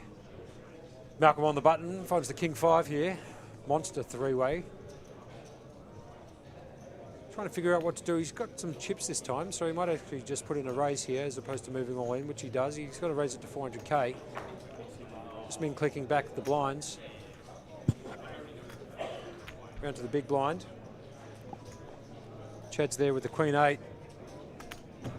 Going to see a flop here. 1.1 in the middle, I should say. Bang, straight 8 in the door, if you don't mind. But the up and down straight draw is also there for Malcolm. Top pair, third best kicker there for Chad. Malcolm with the up and down. Can catch a 4 or a 9 here to complete a straight. Chad here is checked in the big blind. Goes round to Malcolm on the button in position. Did raise. Just trying to figure out what to do. He's going to check it back here, take the free card off. Here comes the turn, bang. I was learning earlier on in the week there is safety checks while I was listening to Jinxie, because back in the day I would probably defense on a hand like Queen 8 there, thinking that, you know, I would like to take it down at this point in time, but there's just so many different other cards that you can take, like the 6, 7, 8 has the draws out there, just exactly as you said. He's got the gut shot with the 4 that could come, but there's so many different combinations of hands that could really hurt you, so you might just slow down the action a little bit and take a safe approach. Chad's going to check back that pair he had on the flop to the one liner straight. Malcolm's going to fire a bullet here. 425K into a pot worth 1.1 mil. Chad trying to figure out here whether or not this board's going to be dangerous for his hand. Does have second best pair with the third best kicker. But there is a one-liner straight out there. Any 9 will get there. There's also a chance of somebody, you know, calling a 4-5 pre, flopping the straight. Just eyeing up his options here. And eyeing off the player, as you can see there on the feed. Looks down at it, doesn't like it, shows him the 8, throws it straight in the bin. Well played there by Malcolm, in my opinion.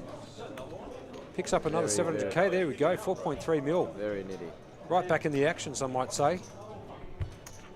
He's 8x'd his stack from an hour ago. So, very impressive by the young man. Yeah, and he's just going to keep continuing climbing. 8 good. 8 good. 3 of these players are doing exceptionally well, and it is hard when it's short-handed. Yeah, absolutely. I mean, hands that they would usually be folding in full ring poker, you know, they can be jamming it if they're short and, you know, putting in sizable raises pre-flop. Stuff that you only get to see when you see it three-handed. Yeah, guys, it looks like the tournament director has just been called over to the floor here.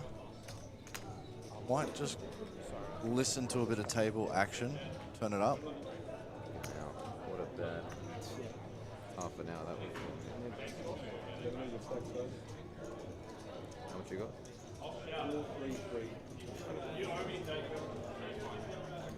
What about it? 40 minutes? I'll step up for a second. Yeah.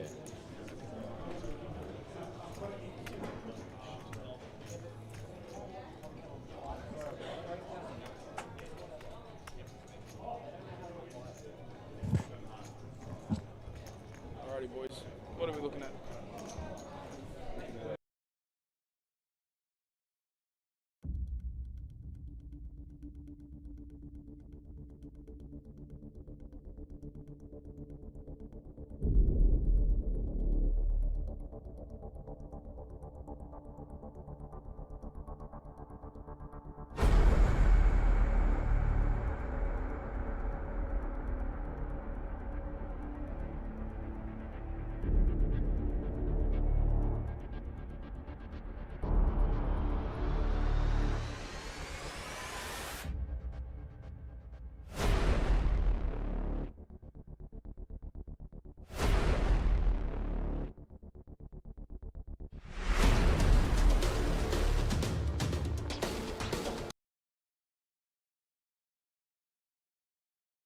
Yes, Ado here, and Josh, he's been doing the good calls, been in the booth for a while with a couple of teams, mate. We've just crossed to us here in the commentary.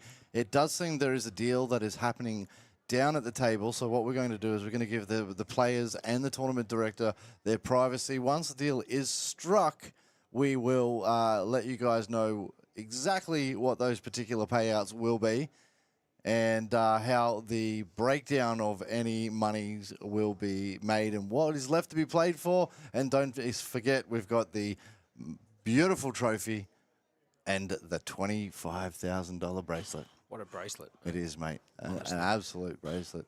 You got to check this bad boy out. It's a piece of work. I know. I wish I was one of them 3 gentlemen, because it's like... Give me the bracelet, man. Yeah, I just want man. the bracelet. The bracelet looks fantastic. I'd be wearing that bad boy around. I don't mind my jewellery, so that bracelet would be something that I'd be pretty keen on. You But know, look, maybe we should get it brought into the commentary box and show everybody at home. I don't know. I know where it is. we can It's always with have a a look at security it. Yeah, guard. why not? We can get old Joe, the security guard, to come through. Yeah, well, whilst we're on a break here, guys, just to let you know, as Ado just mentioned just before, players are negotiating a deal here. We've got sort of a bit of the table volume turned down so they can discuss it off air. Ado and me are in the commentary box just holding the fort for the time being. Harvey Silver's just on the right of us at the moment, just chilling out. We're having a bit of a conversation. It's been a fantastic series, Ado, and really enjoyed sitting in the comm box with you. Yeah, no, not a problem, Josh. And he's always said anytime you need somebody to come in and fill the shoes or just give the people a bit of more than just the play at the table. And don't get me wrong, there is a lot of great talk that you want to listen to with these poker players at this level. But Josh, yeah, it's been highly appreciated you coming in and doing a little bit in here. My pleasure, absolutely. I mean, I've really enjoyed it. So looking forward to hopefully doing some more in the future.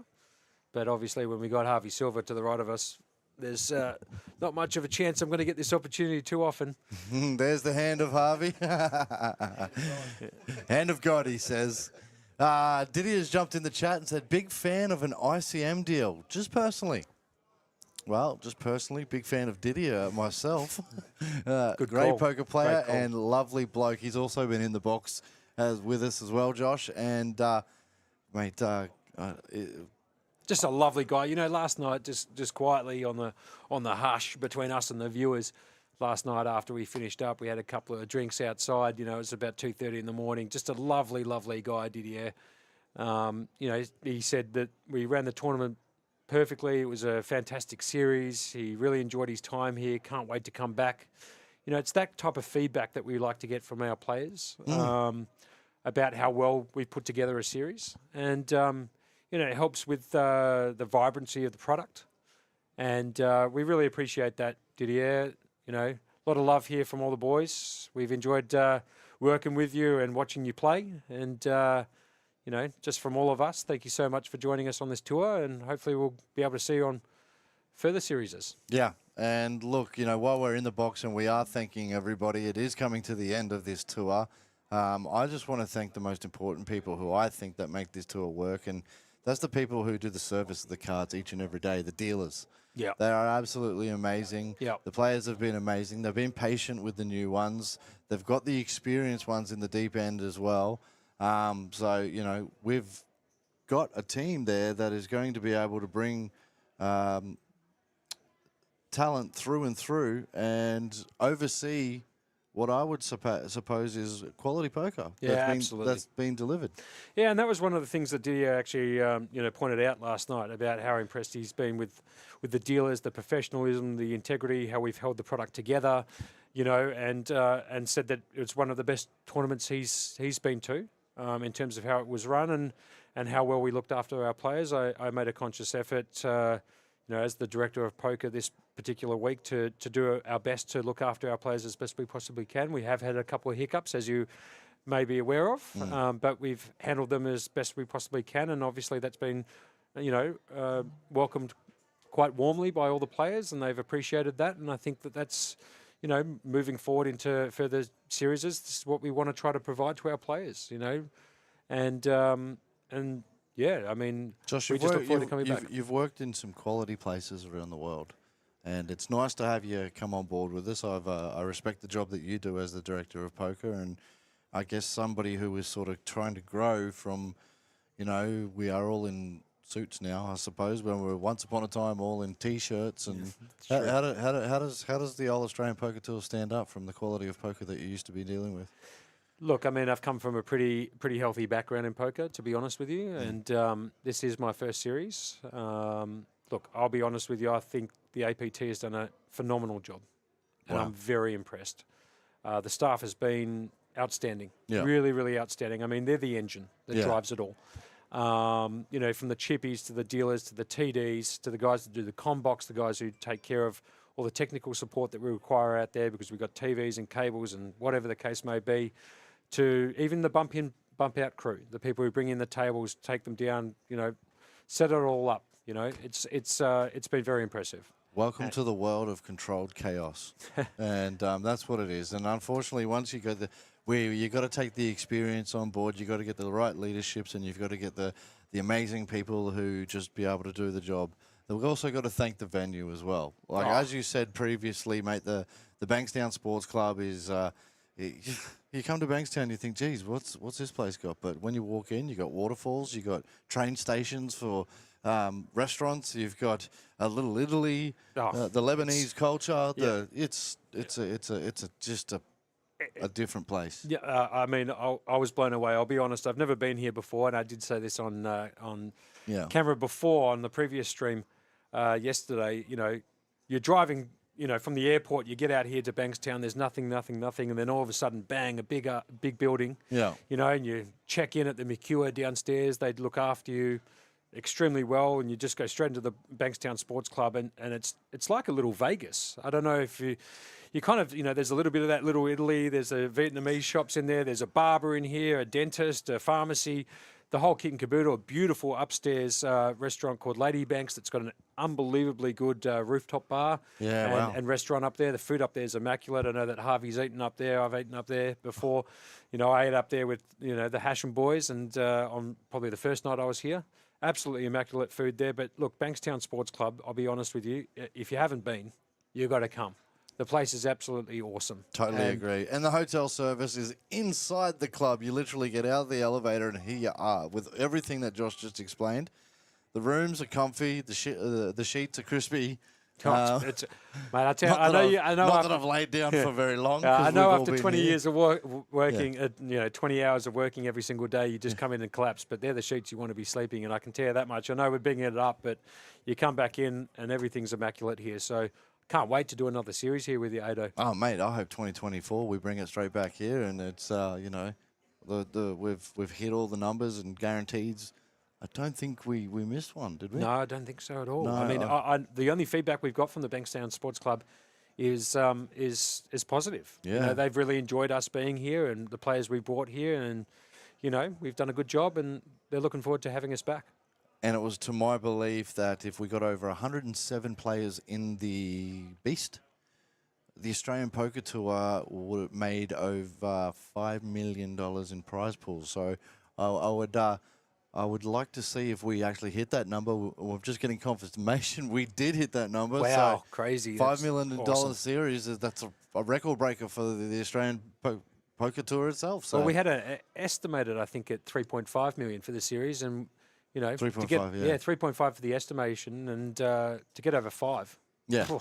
That just says a lot about poker in general. It also speaks volumes about our product, what we're trying to put out there to our players, and obviously there's a big opportunity in poker in Australia, and the APT wants to be one of those driving forces. The exact number there actually is just over 5.1 mil. Yeah. Just put into chat there by Milo, who knows? Yeah. Toby Cook's in there, says, loving the stream, Monkey. Toby Cook and I play golf together back in Melbourne. Yep. Pennant Golf, little shout out there. I might have to do it to Greenacres Golf Club, to which I'm the captain of the Pennant team there. But a lot of great boys down there. I'm looking forward to having a beer when they get back. They've been following the... what are you off, mate? I play off scratch or 1 or thereabouts, on a bad day, 10. After a few too many beers, 20. But when I'm on form, I'm down there, probably scratch one level, something like that. I do like driving a ball, but you know what they say, you putt for dough, drive for show, and if I give half the time I'm in the rough. That's just to be honest.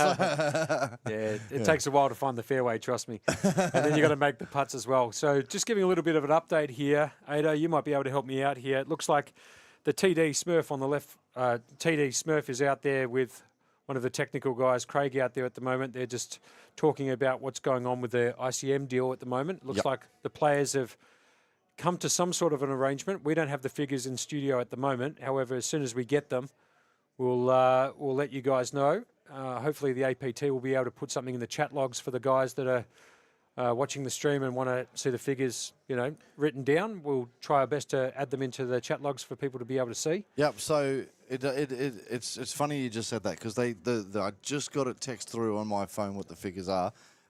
So they have made an ICM deal, ladies and gentlemen, and they've gone on a 10-minute break.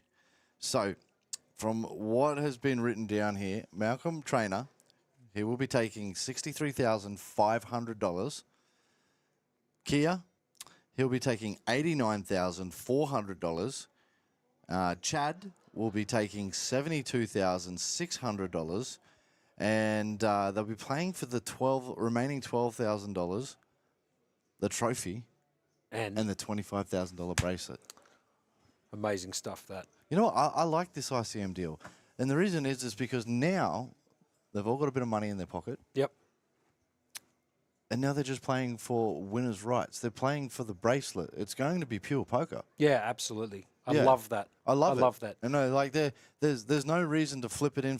We've got our thing. That bracelet on the line is now what these three boys are playing their hearts out for. Yeah, absolutely. And look, I mean, if you looked at the structure, obviously we got that 150K guarantee at the top. Then the next pay jumps down to 50. Yeah. There's not many people in the world who like flipping cards for $100,000. No. So obviously ICM's probably the best way to go, so that everybody feels like, it could be the aces into the kings and it could be a cooler situation. They don't want to be flipping cards for 100K, and I completely understand that. So this is the most equitable way for everybody to get essentially what they feel is a reasonable amount, hence why we've come to an arrangement here. Plus, they'll be playing for that additional 12,000, the trophy, and the 25K bracelet. So, we're in a good spot here, Ado. We are in a very good spot, and whilst we're on a break, we're probably going to down the stream for you guys. We're going to come back with the final 3. Hopefully by then the trophy's out onto the table. The bracelet's going to be in. I'm going to get the production crew to zoom straight in on that, because the lights right here is going to make it shine. It is in. This is the money time. This is the moment. This is the moment. This is what we've been waiting for a few days. We've had so many great events, mate. The 10K, the 25K. Bang. Now it's our time to put the vault on. Straight after this, we got the national championship. Hang tight. Action ball. So much action. Sunday. See you guys. Thank you very much for viewing. Take care. Bye. Ciao. Bye.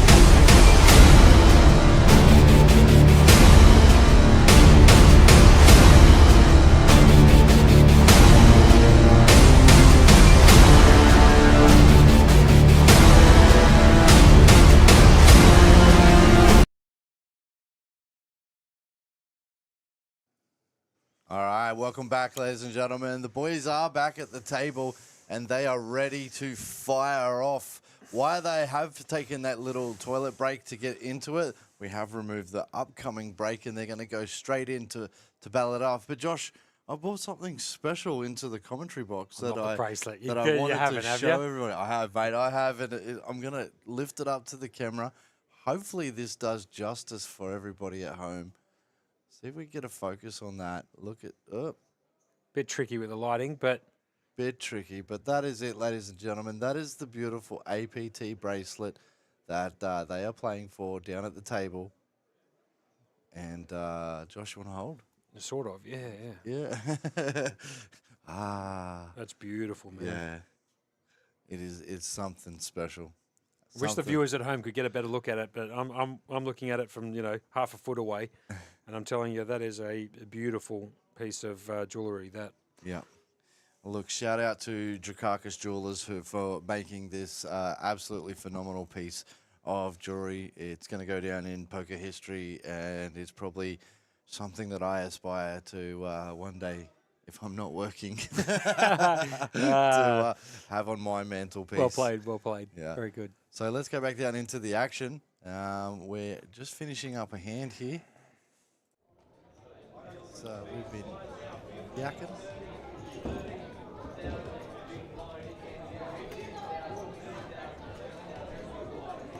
Josh, I might just quickly leave it with you. I'm going to go give this back to our security guard and get that back onto the... No problem. I'll try and call the action. No problems. Piece of cake, Ado. A piece of cake.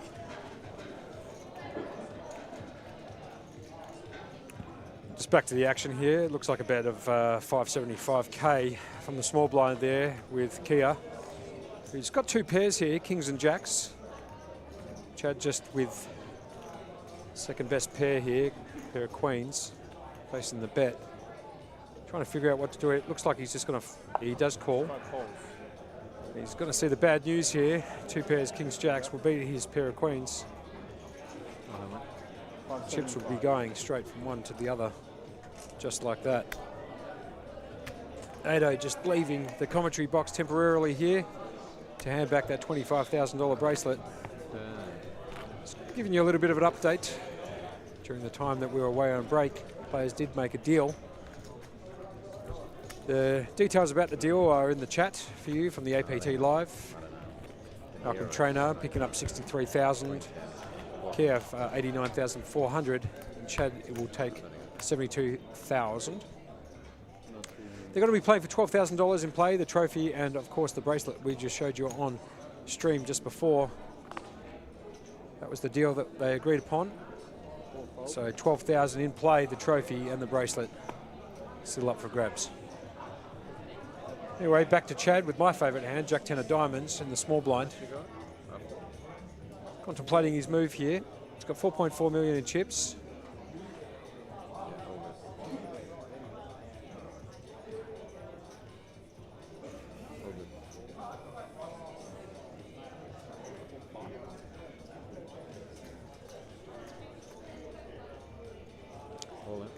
He has announced all in with his Jack 10, and he's going to be scooping blinds and antes.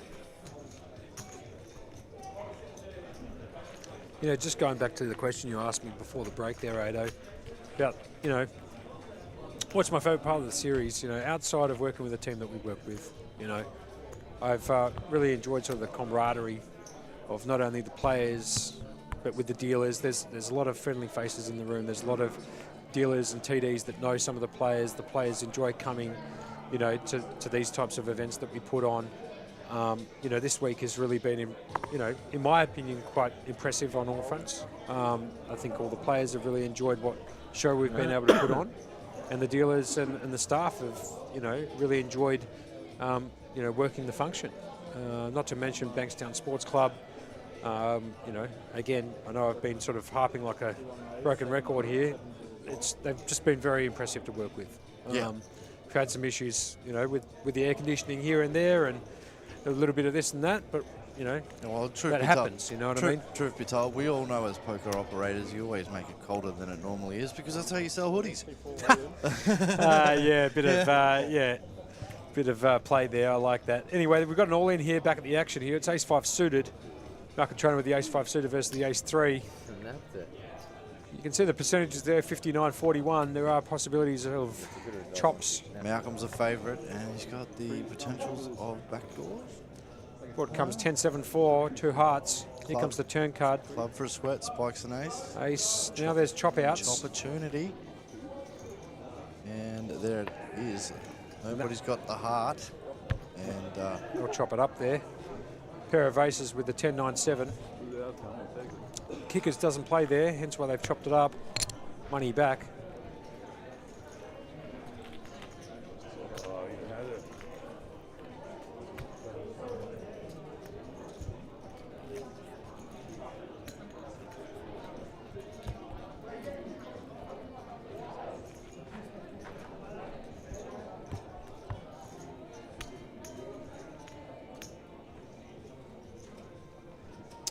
Anyway, back to the action here on the button, 9-7 suited for Malcolm. Don't mind the old 9-7 myself here, to be perfectly honest with you, 8-0. He's going to raise it up, make it 400. Blinds are 100, 200 with a 200 big blind ante. He's going to pop it to 400. Might get the job done here. Does. Chad shows the 10-5. He says, no, I've had enough of that. Let's move on to the next one. Josh, you're showing so much love for the Hold'em hands and those little connectors. It's like, I feel the same way when I'm playing Omaha. There's just potential everywhere. Yeah. The only reason why I show so much love for those sort of suited connected hands is I think it was about 1983, the last time I won with pocket aces or kings. So, you know, every single time I happen to pick those bad boys up, somehow I get run down. So I like playing those suited connectors. They're a bit deceiving, and when you flop big, you get paid off big. Yeah, and we've got Milo in the chat as well. He's certainly keeping us updated from his office at home. He said anything can happen at the APT, and the impossible just did. Naj is out in 5th place in the big PLO. I mean, look, you can't run pure all your life. You know what I mean? You just can't run pure all your life. 5th, still an unbelievably good result for Naj. Unless you're Naj. Well, that's true too. Unless you're Naj or Yeah. Trung or Ash Gupta or all the boys that I like to play with. You know, they somehow can pull, you know, rabbits out of hats. Naj, anyway, out in 5th in the big PLO. Had the chip lead. Obviously got caught in a couple of dicey hands there and out in 5th in the big PLO. Yeah, APT's now geared up to be able to do streaming with PLO. We've got our table set for the 4 cards. Beautiful table. And unfortunately, we didn't quite get it on this schedule, but I'm certainly sure in future games to come, PLO is going to be a consistent thing on your screens. It needs the exposure, Josh. Well, a lot of people say it's the game of the future. Everybody loves PLO. Even the players that don't like PLO like PLO. It's that popular. Yeah. You know, it's a tricky game to learn. It hasn't been mastered as well as Hold'em has. So. And that's the beauty of it. Yeah, a absolutely. lot of fresh faces coming into the game, and it's been around a long time now, though. And there's a lot of good people. Naj is probably the master of the PLO. And look, you know, to be honest with you, there's names like Mike Maddox as well, who's been, you know, consistently hitting trophies up around the country in the PLO events, and Johnny Kudarangi. I'm just rattling off people from my area, but I'm sure you know a good few PLOs down south too. Oh, absolutely. I mean, there's some top-tiered PLO players down in Melbourne. I can assure you of that. I've played against them, and they make me look like I'm, you know, in Mickey Mouse's playhouse down there. They've got all the tricks of the trade. I just donate my money and move on to the next hand. Talking about donating money and moving on to the next hand, Malcolm's got the ace-3 here. Dominates the Jack-10. However, the Jack-10 has flopped the up and down draw. Ace would be a disaster card here if it does peel off on the turn or the river, as it would complete the straight for Kia and Malcolm would hit top pair. Yeah, and you don't blame him for leading out here. He's got 8s all around the world. Anyway, Malcolm's going to come out with the C bet for 400k. I guarantee Kia's going absolutely nowhere with the up and down draw.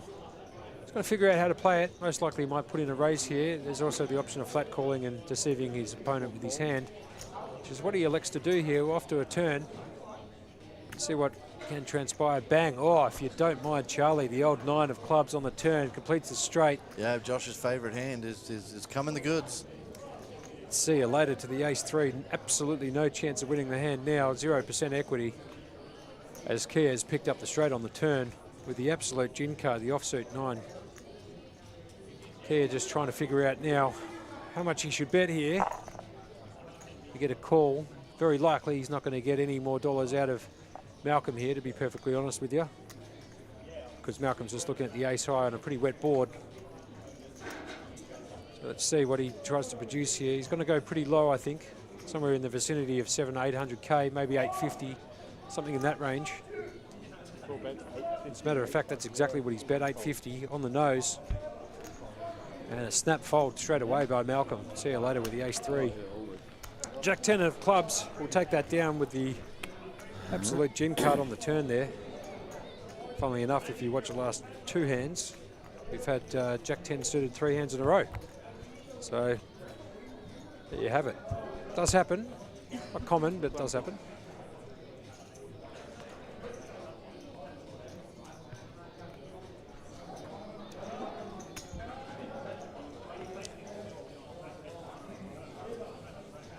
MT, Malcolm Trainer here with the Queen 10.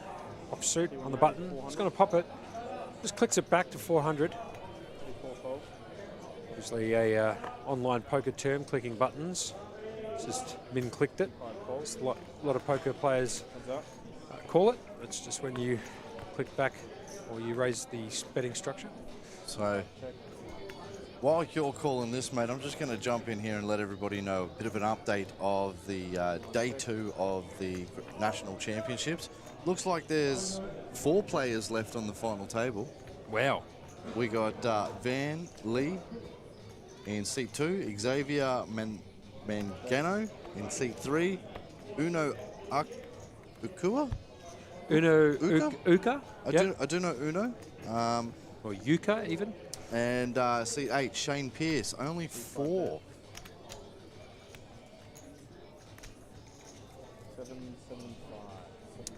Back to the action here anyway. Chad has won this hand with 6-5. He hit a pair on the turn, I believe, on a 3-3 king board. So we're just looking at what was going on behind us, and I might have missed that play. Yeah, sorry about that, but the national championships has caught up to the bolt. That's unheard of almost. Yeah, I actually thought that it was going to, it probably might have been finished prior to this. Who knows? Big money at stake on both, so never know. The outer table is actually on the camera to where you see at the moment, just behind Coffee Cup and those little stools that we have. It's on that left-hand side of the stage. Anyway, back to the main action here. It's been folded around, raised to 400 on the button by Kia with the ace-7 off. He's flopped top pair. Malcolm here in a bit of world of hurt here. He's flopped second pair here with the 10 kicker. Malcolm's going to check it.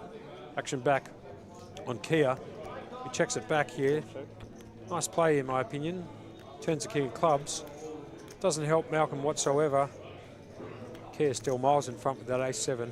He's going to check it back. Nice and deceiving. I really like this play here. The Queen of Hearts peels off at the river. That completes a flush. Don't worry about it. Nobody's got it. It's gone check at the river. Top pair on the flop with the best kicker. Kia will take this pot down. Yeah, he keeps building in chips. And event 28 is the beast.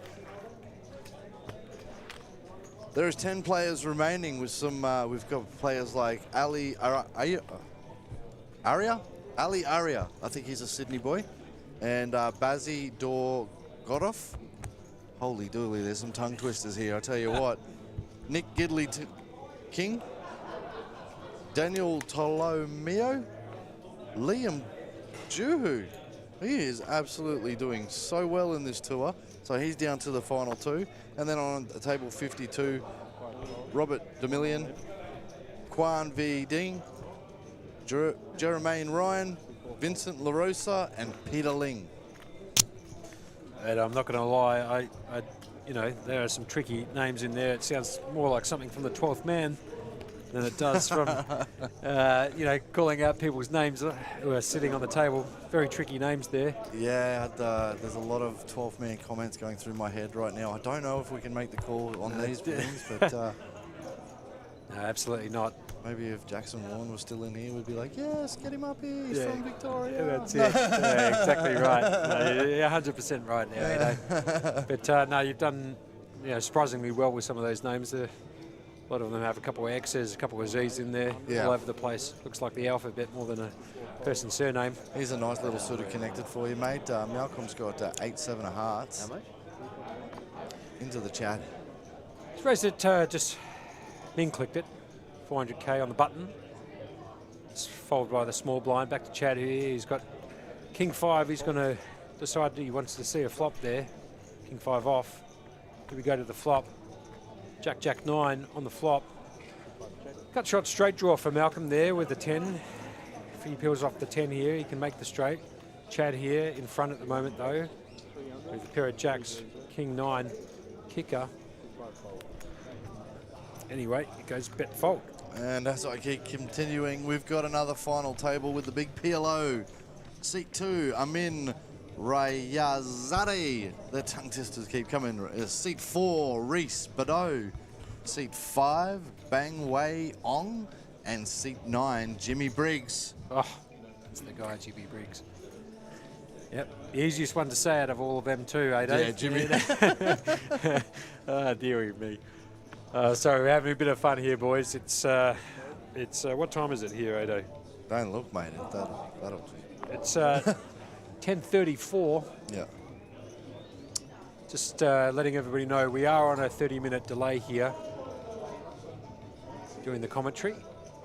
To protect the integrity of the game, the players' cards and so on and so forth. Unlike other feeds that usually do the commentary live and then put the delay thereafter. We're actually on the delay first and then we commentate on a 30-minute delay. Yeah, a little bit different, but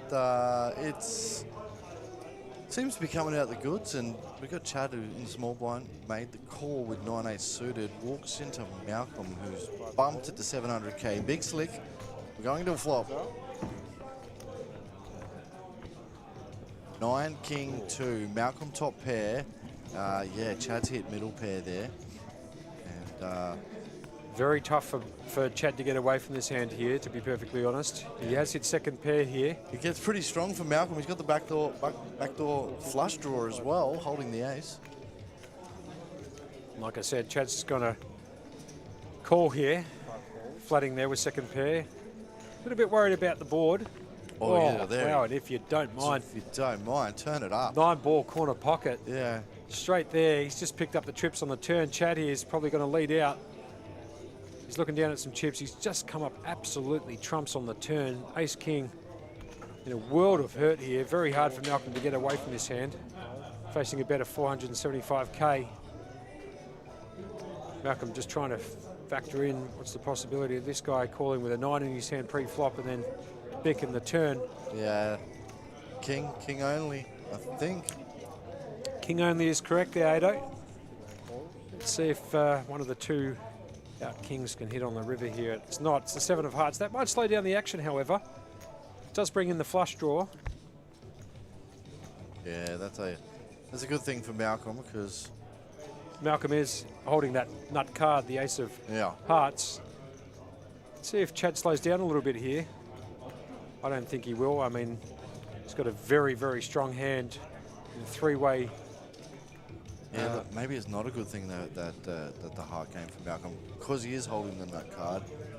Eliminates the possibility of the flush coming out. Of course, but you know, for somebody to be betting into you here on this particular board when you're holding that nut card there, Ado.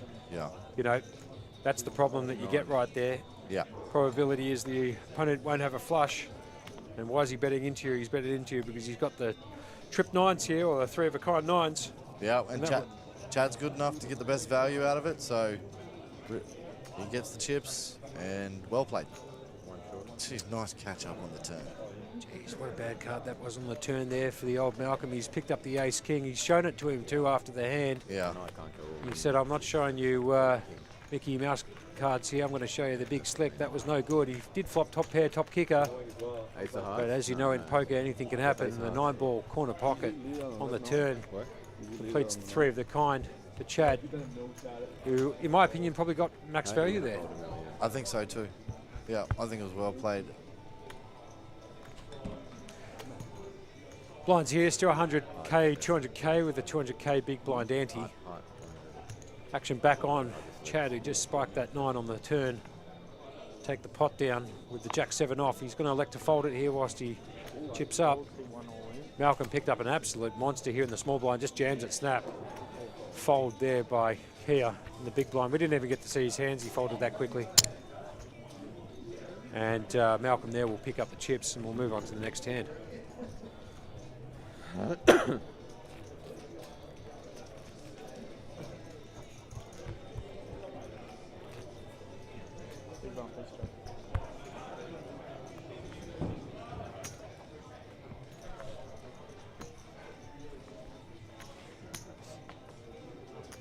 Malcolm here now on the button. Picks up King 2 off on the button. He's got some chips here. He's going to just jam it.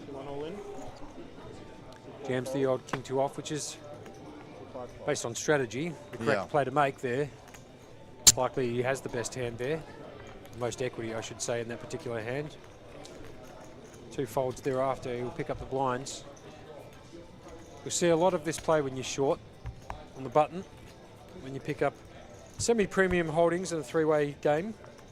King 2 is a lot stronger 3-handed than it is multi-ring or 6-handed or whatever. So you'll see a lot of plays made on the button in the short with the short stack. Yeah, it's 3-handed poker is very different. It's you can't be sitting there just waiting for the goods, because if that's something you choose to do, you'll find a very tough lesson early and watch your stack dwindle. But none of these guys are at that level. They're far beyond it. They know how crucial the aggression is. 3-way to the flop here, I believe. King 10 way out in front. Anyway, the flop comes down Queen Deuce 8, 2 diamonds. Kia again, just flopping the middle pair. Turn card comes the Jack, big card for Chad, who's picked up now the open ender. Flush draw is down. It's going to go check, check, check all the way around. The 8's still good. Here comes the 10. Cavish. And Kia there's made the straight at the river. It's just improved all the way, to be perfectly honest with you. He's picked up that middle pair on the flop. He's turned the gut shot and bang, he's hit the gut shot on the river. Yeah, don't forget the diamonds on the turn. He had that extra outs as well with all the diamonds there, but not strong. But he'll take the 10. So the straight's just as good in this spot. Tricky spot here actually for Chad, who's just picked up 3rd best pair with a really decent kicker, the King of Hearts. Might look at potentially calling this bet down, considering the action went check, check, check, check. And he snap calls it like I thought he might. Nice river, Malcolm. And there it is, right there. Straight with Kia, will take it down. Vicious bluff. Difficult spot there, in my opinion. Chad? I had King 10 suited, you got me to fold. Kia just absolutely crushing it at the moment. 65% of chips in play, 12 million roughly. Playing very solidly, Ado. Yeah, I have to totally agree. And I kind of was just listening to your commentary then, thinking shades of Richie Beno. I'll tell you what, I might be able to put a 2 for 22 in there somewhere. Yeah, I'll try my best to do a bit of Richie or a bit of Maxie Walker if I can. Anyway, the action back on Chad here. We're just trying to entertain ourselves here at 9:45 or whatever time it is. I haven't even looked, mate, to be perfectly honest. Yeah. It's hard to commentate on 3-handed poker to keep the viewership entertained, but hopefully you're enjoying Ado and myself in the chair. Yeah, and if you are watching and you want to join in the conversation with us, feel free to drop a comment. It does jump up on our screen, and we'd love to have a bit of a chat back whilst the action is going away. So, yep, down to the last 3 players. Blinds are 100, 200 with the 200 big blind ante. Malcolm here, like I said before, he's going to be jamming a lot on the button here with such a short stack. He picks up the King 3 off. It's very likely to be the best hand here. However, Kia here has asked for a chip count. Might have picked up something here. Cards haven't quite shown up yet on the RFID table, but looks like a call has been made. We're about to see the cards as we speak. King 3, Malcolm Trainer is all in. facing the call from Kerr. He's got King 9. He's got him absolutely dominated. Chad's folded the 7-5. Here comes the flop. Flop comes 6-6 deuce. Kerr way out in front. Here comes the turn. Yeah. Turns an 8 ball. Malcolm's at risk. The river card's a deuce. They're going to chop it up here with sixes and deuces and playing the king kicker on both.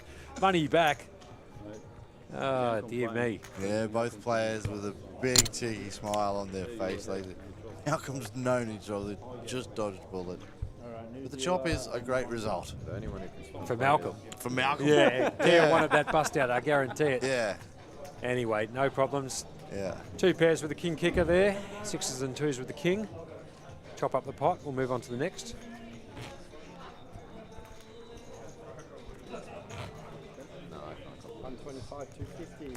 Blinds have just gone up from what I can hear through the microphones here.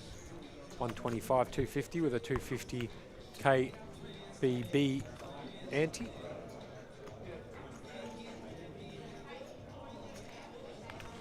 Angel in the chat there. Let's go, Chad. Angel, what a bloke. Spent a lot of time speaking to him yesterday. I was TDing the 10K. Well, he was doing a lot of commentary yesterday. That's true. And he was sitting in the box with Didier, and the boys were killing it. It was great. I think I'm due for this. I was out there trolling them. It was fun. Yeah. Anyway, Malcolm here has picked up the ace-5. He's jammed it all in for 955k. He's been called here by Chad with the queen 8. Flop comes at 7-9-3. Or rainbow. Turn card now is the king. Doesn't help Chad whatsoever to get the bust out. Good shape for Malcolm, though. Just got to dodge the river, and there it is. He's back up to 955k. He's just chipped up there to 2.2 mil. He just picked up 955, which is what he put it all in for. So back up to 2.2 mil. Look, like I said, just not out of it, Ado. You know, he's been down to 655. He's got all the way back up to, 3.75 mil, and then back down to a mil, and then all in for 955, and so on and so forth, Like I said, it's anyone's game. I mean, the chips are just flying around left, right and centre. And that's what happens with three-handed poker. You get short, you jam, equity spots on the button, and occasionally you pick up a hand and you're back in the game. Yeah, it's Wall Street, mate. The market's going up and down, and the prices of chips are changing, and they're going into different people's hands. Yes, sir.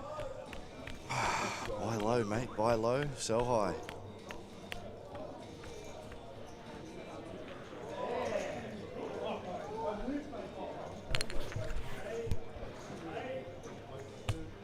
Wonder which one's going to finish first.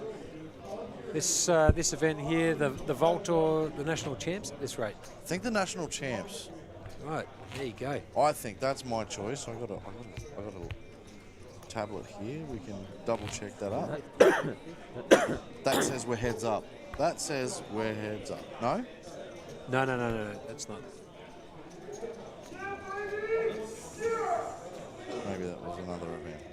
Let's go. That was a closed event yesterday. Yep. It's okay. We've got 50 iPads in the building, and a lot of them are still showing stuff from yesterday. 4. They're down to 4. We're back to 4. They're catching up. Then we've got 3 here. Anyway, the action back here. Chad on the button.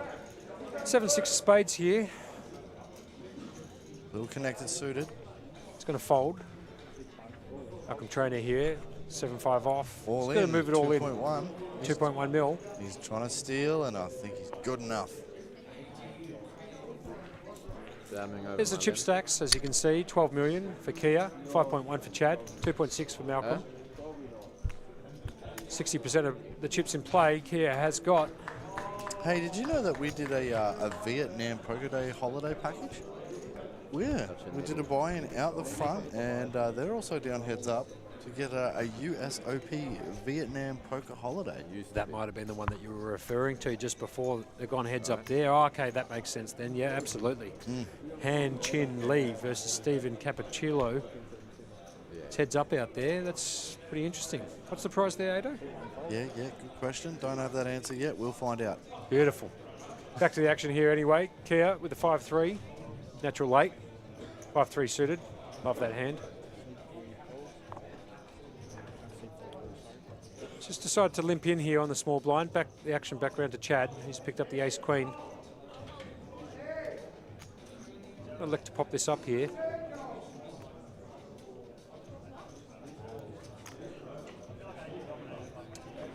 Milo there in the chat just letting us know that 2 packages are awarded to the Vietnam USOP.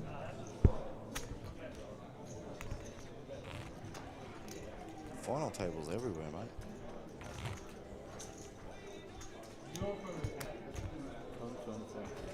PLO 5 is now underway.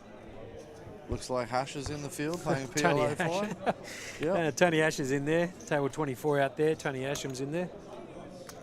The owner of APT, majority shareholder. Kia here has the 8-6 of diamonds on the button. He's going to elect to raise this up here. He's going to make it 500, it looks like. Just the min click.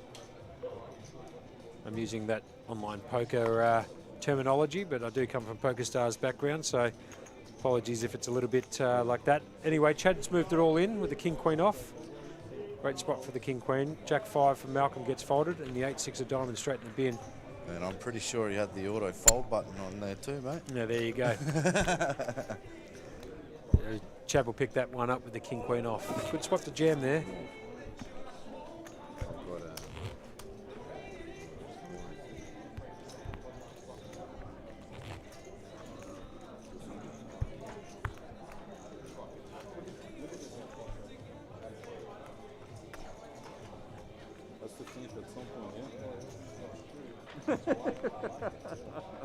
Chad on the button here, Queen 4 off. Hasn't looked at his cards quite yet, but we get to pick them up a little bit early because of the RFID. When the cards go over the reader, it gets picked up automatically. Malcolm here. It's just going to limp in here, I believe. The 7-5. Check back by 10-8 in the big blind. Kia. Flop here. 10-10 deuce. Big flop for Kia. He's just flop trips here. Malcolm's going to fire a small blind. Kia, I guarantee, he's gone absolutely nowhere with 3 of the kind 10s. You've got to see just a little flat call back here. Keep it under wraps. Kia's got to be feeling good here. Hopefully Malcolm doesn't... Malcolm's going to shut down here for sure after a call here. Yeah. So Malcolm here just checks it. Kia checks it behind for a bit of deception. Love this play here. Absolutely awesome. And the 5 pills off too for Malcolm. Devastating card at the river for Malcolm there because he actually has made a pair now. Dangerous. And Kia, who has played this hand quite deceitfully. He doesn't think that he's got a jack in his hand, then, you know. Can only really check call here, in my opinion, Malcolm. I'm just worried that he's going to fire and get hurt. You know, he has. He has. You're going to find out very quickly that Kia's probably going to take his time and think, what value can I get here? And that's probably the end of it. Not a huge fan of firing out the bullet here, personally, in my opinion, here by Malcolm. I know that you fired a bullet on the flop, a C-bet on the flop, it got called on that board. Turn card comes a jack, comes check, check. River card comes a 5. You know, tough spot to bet out that 5 at the river there, in my opinion. All in, insta fold. You know, I think that was slightly misplayed in my opinion, personally. But, you know, the 80th time today, I'll just say it one more time, they're out there playing and we're in the com box, so obviously these guys know a lot more about poker and strategy than I do. One of them gets the own the bracelet, we just get to look at it. That's very true there, very, very true. Go with your gut, eh? Just a reminder, Ado in the box here with Josh Monk. Harvey Silva at the moment on the sidelines looking on. He'll most likely be jumping in and taking my spot. A lot of the staff have asked me where I am or where I have been for like the last few hours. I've been in here trying to keep you guys entertained. Hopefully I've done a good job in here with Ado or solo. I'm sure you wouldn't have much to do, Josh. I mean, it's probably nice to sit down and watch a bit of poker. It's a snap if it's just... There's some little updates there in the chat log by Milo here. The Beast final table has been reached. And, hey Milo, do you want to tell us where you're getting your information from? is it australianpokertour.com.au live updates? Milo's also put in a little question for me. He said, hey Josh, can you use your PokerStars contacts to get Joe Stapleton on commentary? Might be able to step it up a little bit further than that for you, Milo. I might be able to get Ali Najad in here if possible. Actually, when I caught the COVID a couple of years back, I was watching the WSOP feed, and I gave a shout out. I actually hit Ali Najad up on Twitter. Yeah. And he gave me and Simon Shaheen a shout out on air during the main event. Yes. I've got it as a little snippet, a little clip on my phone. And yeah, so there might be a possibility I can pull a couple of strings for you there, Milo, and see what we can do. Yeah, Nick Shulman, yeah, he was also on that as well. See if we get the big guns in there, Ado.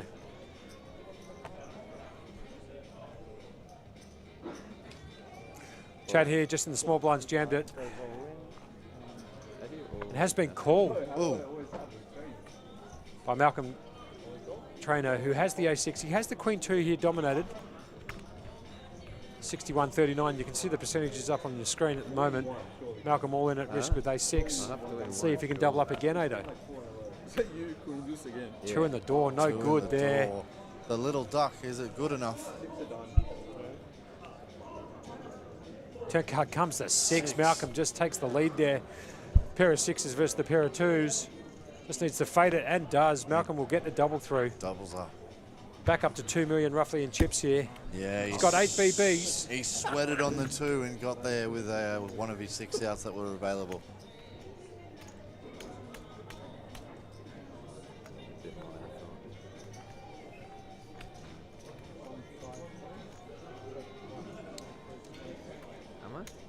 Moz here, just doing a very good job. Moz, I don't know if you heard my commentary earlier, Ado, just letting you know that Maurizio Pascusi, who is the guy who is dealing at the moment, he won the Dealer of the Series award. Just a little internal award that we had. Oh, there you go. That was handed out. What's it like? Say his name again? Maurizio Pascusi. Maurizio Pascusi. Also known as Moz. Moz P to a lot of other people, but most people call him Moz. I like the way that you say it. I feel like I need to do this while you say it. I did live in Costa Rica for a little bit. I can't quite roll my R's like the Latinos do over in Costa Rica, but Maurizio Pascusi, I think it is, or Pascusi. Anyway, he won the Dealer of the Series. He's brand new, joining us at the APT this year. Flew up to Melbourne with me. And he's done a tremendous job, I must admit. So hats off to him. Have already given him a shout out before. Yeah, but he's been doing a great job. I'm just going to answer Hayden's questions in the chat. What was the payouts? There was an ICM done. Chad Orbush got 72k. Kavish got 89,400, and Malcolm Trainer got 63,000. And the boys are sitting there with a 12,000 in the pot, playing for the trophy and the Vault bracelet. Pocket Kings there too. Yeah, so we have to leave some money in play, obviously. We can't just allow them to... They have to play for something, and although the 25k bracelet would be all that I care about trying to win in this particular event, we do need to leave at least 5% of the money in the prize pool at stake. Yeah, Dean Stacey in the comments there quoting Rounders, alligator blood. Ooh, actually, I got that one. Go broke with. Oh. So lucky.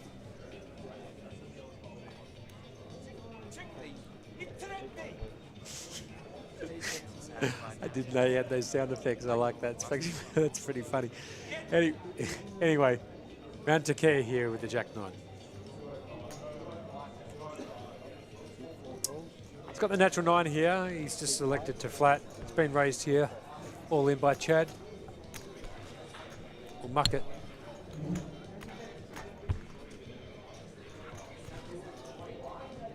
Can't quite see.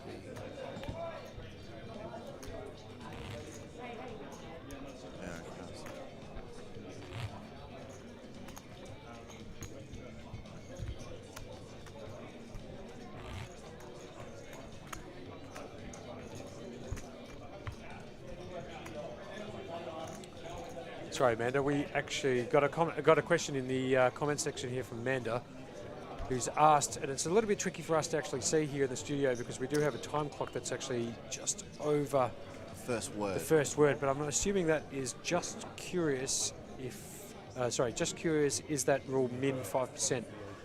So basically this is what happens here at the APT.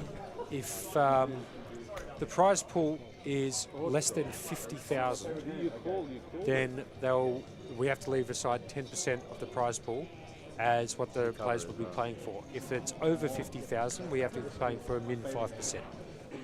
Maybe you're not meant to win this. I only found that out a few days ago because I wasn't well versed in that particular area, but I double checked it with a couple of the more senior people here who've informed me if the prize pool is over 50,000, then the minimum is 5%, and if it's less than 50, it's 10. And we're in pretty good hands when we got Smurf at the helm, who was sitting there doing the ICM deal with the boys. Yeah, says it's dollars locked in the bank, and look, we got 3 happy guys here.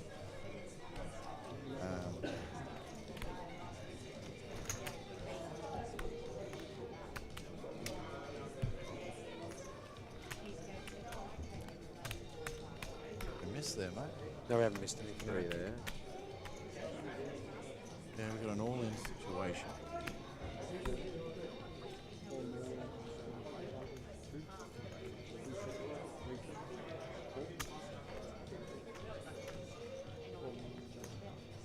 How much? 4 million And a double up from Malcolm from the looks. Think you cover. That's 2. That's 3. Sorry, guys, we might have actually just missed a hand there. I know that the winning hand, or I believe the winning hand was ace-6. Malcolm hits the ace ball. 7. Looks like we might be down to 2 here. I think you have 10. 16 bigs. Yeah, 10. Yeah. Yep. Let me just confirm, yeah? 2, 2, 7, 3, 7, 3, 9, 4 million and 45. Here we've got 2, 3, 3, 5, 3, 7, 4 million and 45. Got 10 behind. Wait, what? You got 10 behind? Yeah. 10 behind, yeah. 10 behind. Jeez, take my soul. You really want the extra 10? You can have it.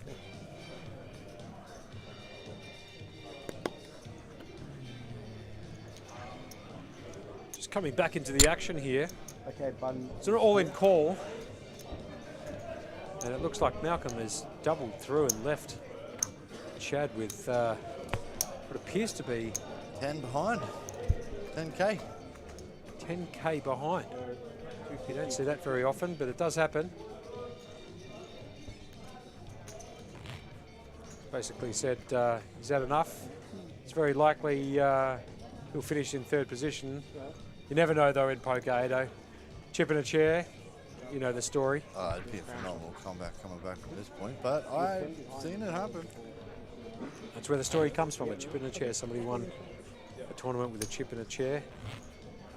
Back long time, way before I was born. That's the story. I played a tournament the other day where I think I left for an hour and a half. I ran like God for, for so long. I left the tournament for an hour and a half and then I came back and binked it.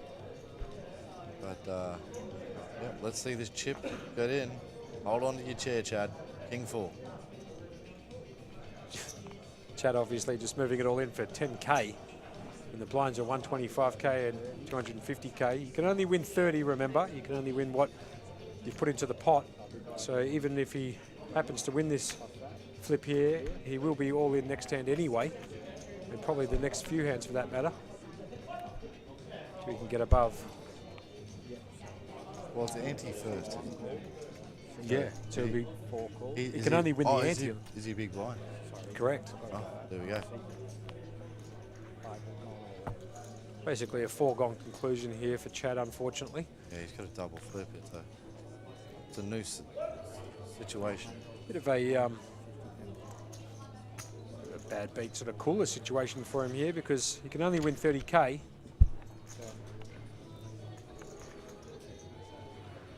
is going to be, if he happens to win this hand here, is very unlikely unless a king peels off, and it doesn't.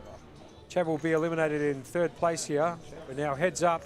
We are heads up, and look, congratulations to Chad. The youngster is come through. He's played, well, he's not the youngster, but the local Sydney sider has come through.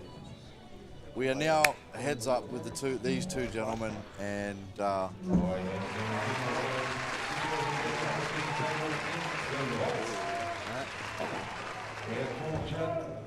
just for you guys at home, we are now heads up. Chad was our third place finisher.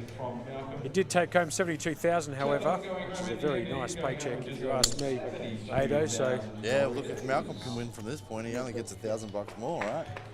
Than what Chad walks away. There's 12k in the pot, heads up right now. Yeah, well, yeah, 3,000 to you know, for 12,000 left over to play, that makes him 75. Oh, Chad walked away with 75, 72, be 3,000 plus that $25,000 bracelet. Oh, of you know, course. so. You know, if we're just talking straight cash for cash, it's only $3,000 worth of difference if Malcolm happens to win this event. Yeah. You know, taking out of consideration the trophy and the 25k bracelet. So what they'll be doing now is they'll be moving each player to seat 3. Malcolm will be going, and we'll have seat 7 as the other player's seat. Just makes for, just adds a bit more excitement, a bit more spice to it. You know, like you see on the World Series of Poker and other... The exciting part here is seeing if Smurf is going to be able to slide all that. Actually, I tell you what, Smurf is. Smurf, if those people who don't know, is the gentleman at the top of the screen that you can see at the moment, just moving the chips over. Look, I'm just going to say something straight out. He has been an absolute godsend this week, Smurf. One of the most experienced senior TDs we have on floor. He has really helped me out personally throughout the series. He showed me the ropes, certain TD stuff that I've had to apply myself to this week. Just a lovely, down-to-earth bloke. I've got nothing but good things to say about the guy. Work for Smurf. If you want to be a tournament director, come and ask this man. He has got the most patience in the world, and he will teach you point from point to point to point how to do your job the best you can. 10-5, 10-7, 10-9, 11, and 70.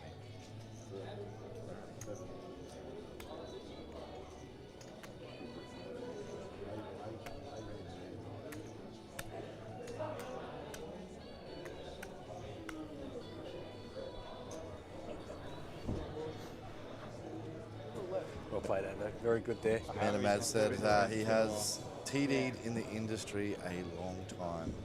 He certainly has. And look at that there. He's actually shifted them over. Like when you're playing roulette, he's taken the whole stack and pushed it all the way across. No problems whatsoever. I haven't done it in that long. I reckon they'll just all drop. There it is there. Yeah. To be honest, I'm surprised I didn't just muff that one up. Oh, he's still parking it.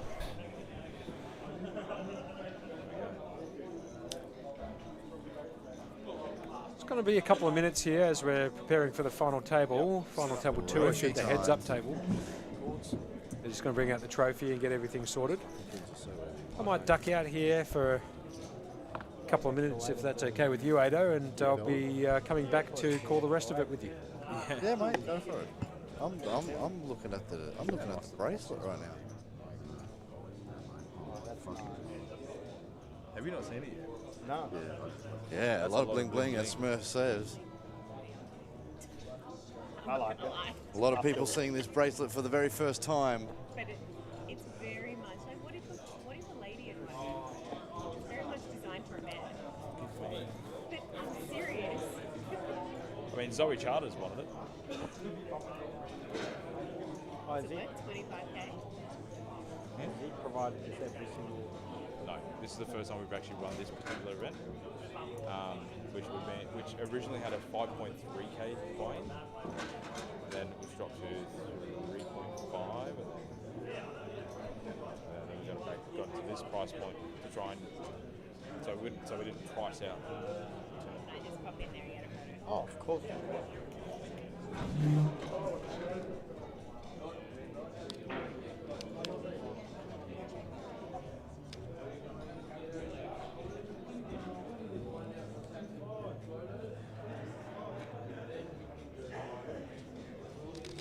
Might take a short ad break here while the photos are being taken of the jewelry and the crystal trophy.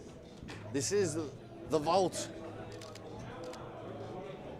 But don't go away too far because Heads Up is coming back next.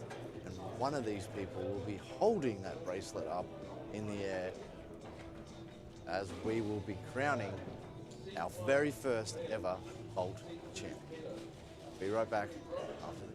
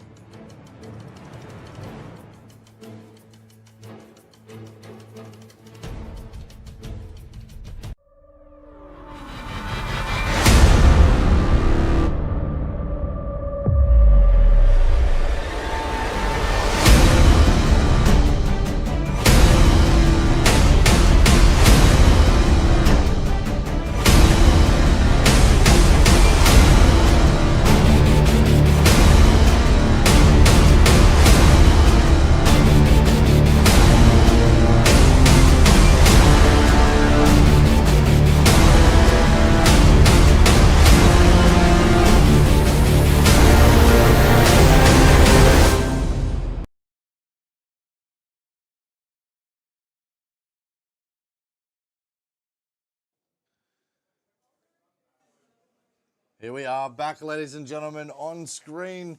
And stay tuned. We thought we'd just jump back into the commentary box. Looks like the photo sessions are over. We're going into the Heads Up. We've got Malcolm versus Kia. one of these guys are going to be the vault champion, and one of them's going to taste bracelet. Well, not going to taste it, they're going to wear it. Oh, they might be tasting it. You never know. I'd be kissing that bad boy if I won it too. So taste or take it home, or whichever way you want to go, Ado. I believe that the moment they get that piece of jewellery, they'll probably kiss it or something like that anyway. But I've already seen them be taking photos of it. And I don't blame them. Like, what a prize. Yeah, absolutely. I have to admit, I've always liked seeing this, that you can play for an entry into this event in every state that APT is doing it, which is Sydney and Queensland currently. Wherever there's an APT tour, you get the shot. Here we are sitting in Bankstown. We're about to finish off to see who has that chance. Players will be returning back to the table shortly. We're just going to fill a bit of time here in the booth. We're told that they've just gone on break for a few minutes, probably to use the bathroom, just to freshen up a little bit before they go heads up against each other. Looks like they're returning as we speak.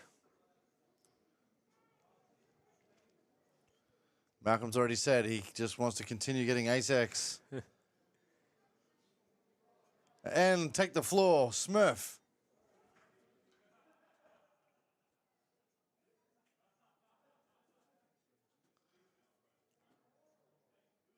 Nick Drakakis there in the old chat there. Best of luck, boys. It's a great bracelet. Totally Yeah. agree with that. Thank you so much too. Thank you. It is exquisite.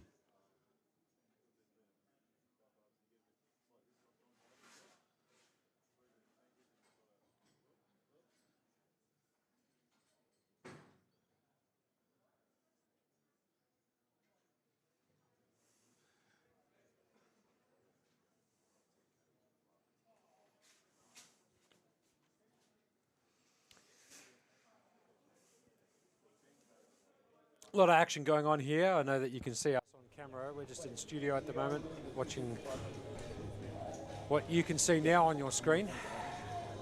Not really much we can commentate on as they were discussing. We turned up the noise so you guys can hear what Smurf the TV was talking about. Same line. Yeah, Smurf was just introducing the trophy let's and the go Nick with the Drakakis jewelers.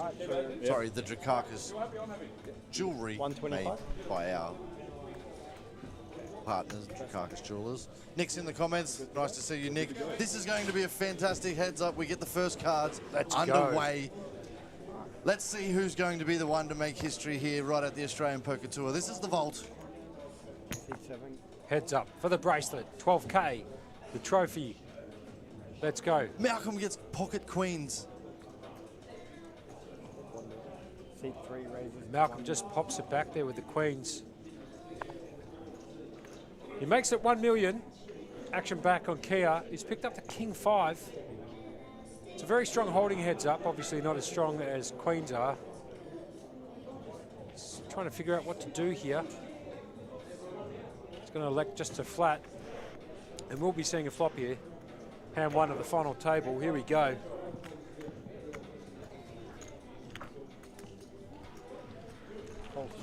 Kia with a 2-1 chip lead. Option's going to go to Malcolm after the flop.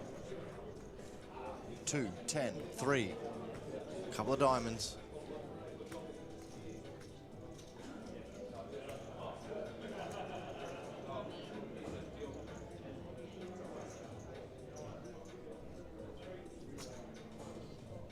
$650,000. Malcolm Trainer's led. Just back here to Kia here, you know, King high on this particular board, heads up. Probably want to call and see a turn. He's going to peel one off here. He doesn't know that he's miles behind here against Malcolm's massive heads up hand of pocket queens. Turn card comes the jack. It won't help Kia whatsoever. The queen's still way out in front, 95% favourite. Yeah, Malcolm is very, very, very strong. Kia here can take a king and a king only, Josh. Yeah, unless it's the king of diamonds, of course. He's only got the 2 outs. If it comes to king of diamonds, then a flush will get there for Malcolm. King of diamonds would be a disastrous card, obviously, for Kia. But let's see what happens here. Malcolm's decided to bet.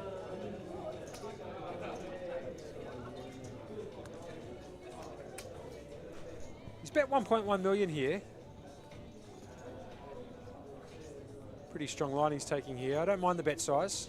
1.1 into 3.5. Yeah. It's bet about, you know, a third of the pot, bit less, maybe 29% of the pot. And Kia here with a decision to make.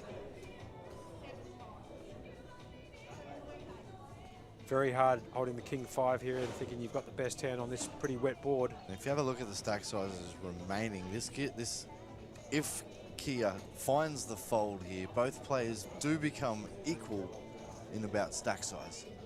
If he finds the fold.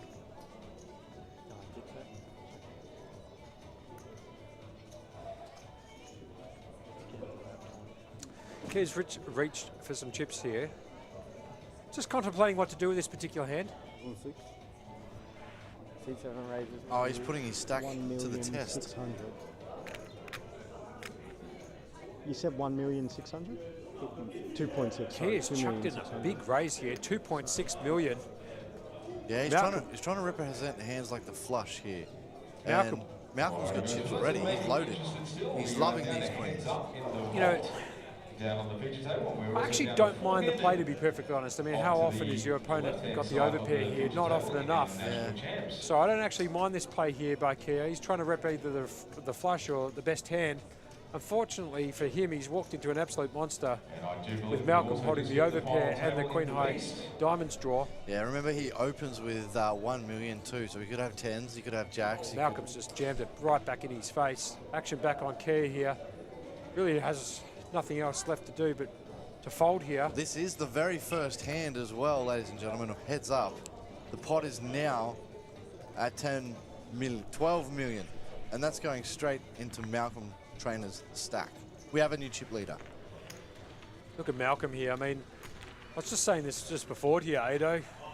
Would not have been any more than 2 hours ago. He had 655k in chips. And the leaders won 12 million and 6 million, I believe, or something around that. Yeah. And somehow he's been able to scrape his way through on 655k to actually now take the lead. Heads up here against Kia.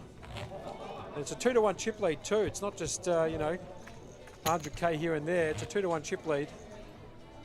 And let's see where are we at now? if he can polish it off. Who knows? 61, 20, 120. The blinds here 125, 250k with a 250k big blind ante. And it's just the phenomenal. Oh, and look at this. He's gone queen straight back into the kings, if you don't mind. Yeah, look, this is fire for a vault. And as my mate in Melbourne would say, you can't make this up. You just dream run. Queens into kings. What's he going to wake up with? Jacks? Jack 4. 650,000. Jack 4, and it's another hand he can float here with. You know, he can just flat here, see a flop. Yeah. If he picks up top pair, you know, it's dangerous here. You can't put your opponent here. You know, on pocket kings very often, it's just so rare that this situation occurs. If you don't see the ace. ace. And it's a dreadful flop. Oh my God. Oh. He's flopped top pair here, Kia. He's going absolutely nowhere, and I guarantee you Malcolm won't be going anywhere either. Disastrous flop here for Kia. Chips might be getting in here. Heads up, very hard to flop a pair, especially top pair for that matter. Here's Malcolm right here. He's going to lead out with his kings. He's bet 425k. Kia looking at top pair. Heads up, an absolute monster of a hand, top pair. Now he's made the call. Here comes the turn. He needs some help here, Kia. Turn card's the 9. It won't help him whatsoever. In a world of hurt here, Kia. Malcolm, is he going to check and try and induce a bluff?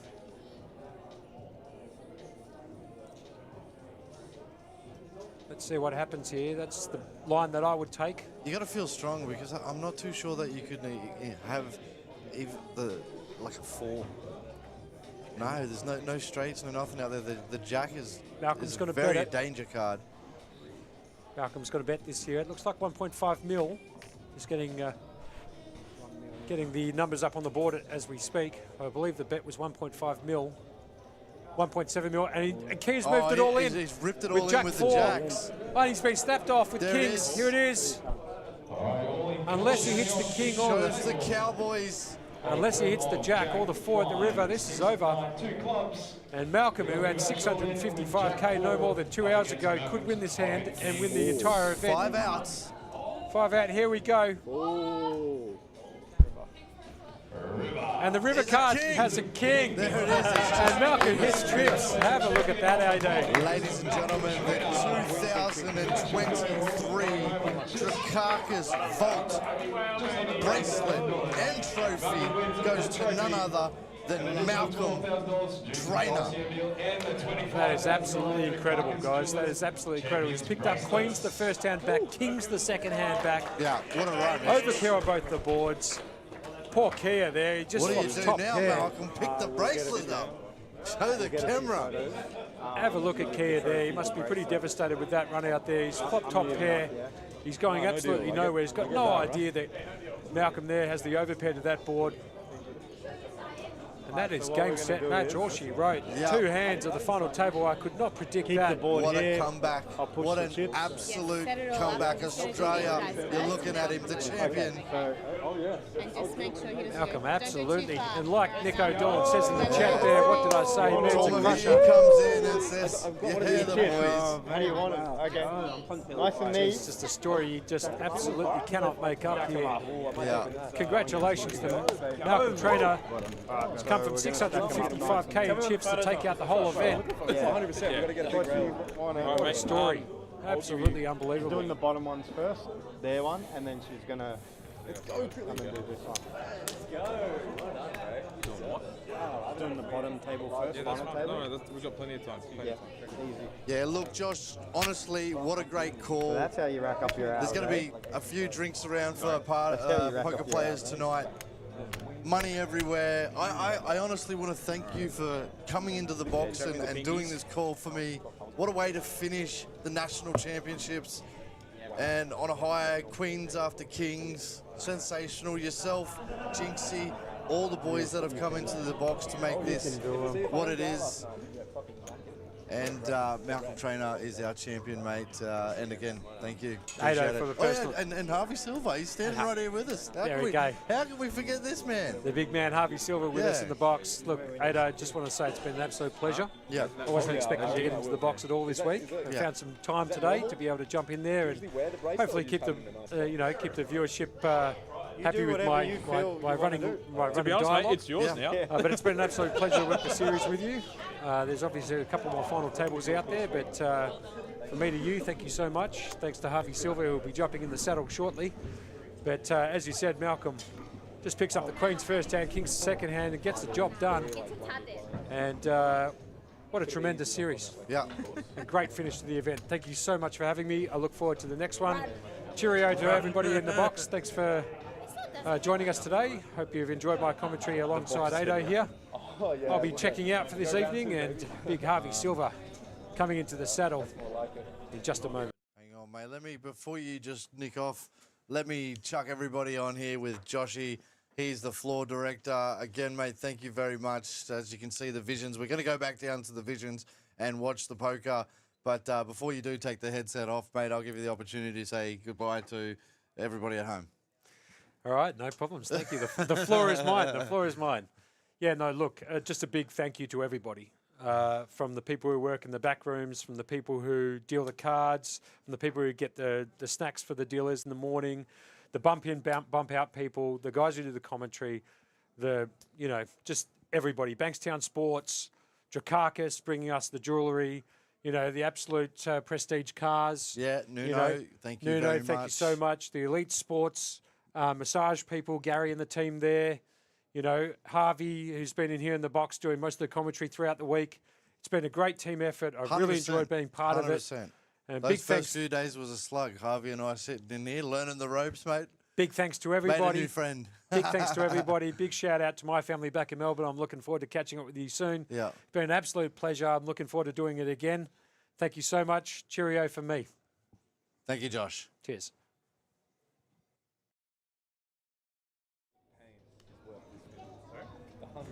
The hundreds of hours of pain All the work on fans? the solver and the RSLs and the different solver machines. Oh yeah, those pays off. exactly they do. We got someone that knows what he's doing. I hired the very best for this. Rent a I stacker. would have just put it all in the middle, like jumbled. Rent a stacker. I would have just jumbled it up in the middle. Not as pretty as Naja's, but Thanks so much, Josh. I just wanted to hop in and thank you for all the time that you've given us here. 8-8, done a great job. Last time started sorting the car. I think the people at home watching this, and we've had so many viewers, it's really been so uplifting for us to have so many people tuning in. Hope you've enjoyed the broadcast. It is a new era for the Australian Poker Tour, and we've had a really amazing week here at an amazing venue. So I was going to thank all the sponsors and all the people behind the scenes. Josh did a great job. Special thanks, though, to Ada, who's not only been commentating, but put all this together technically in a very short notice.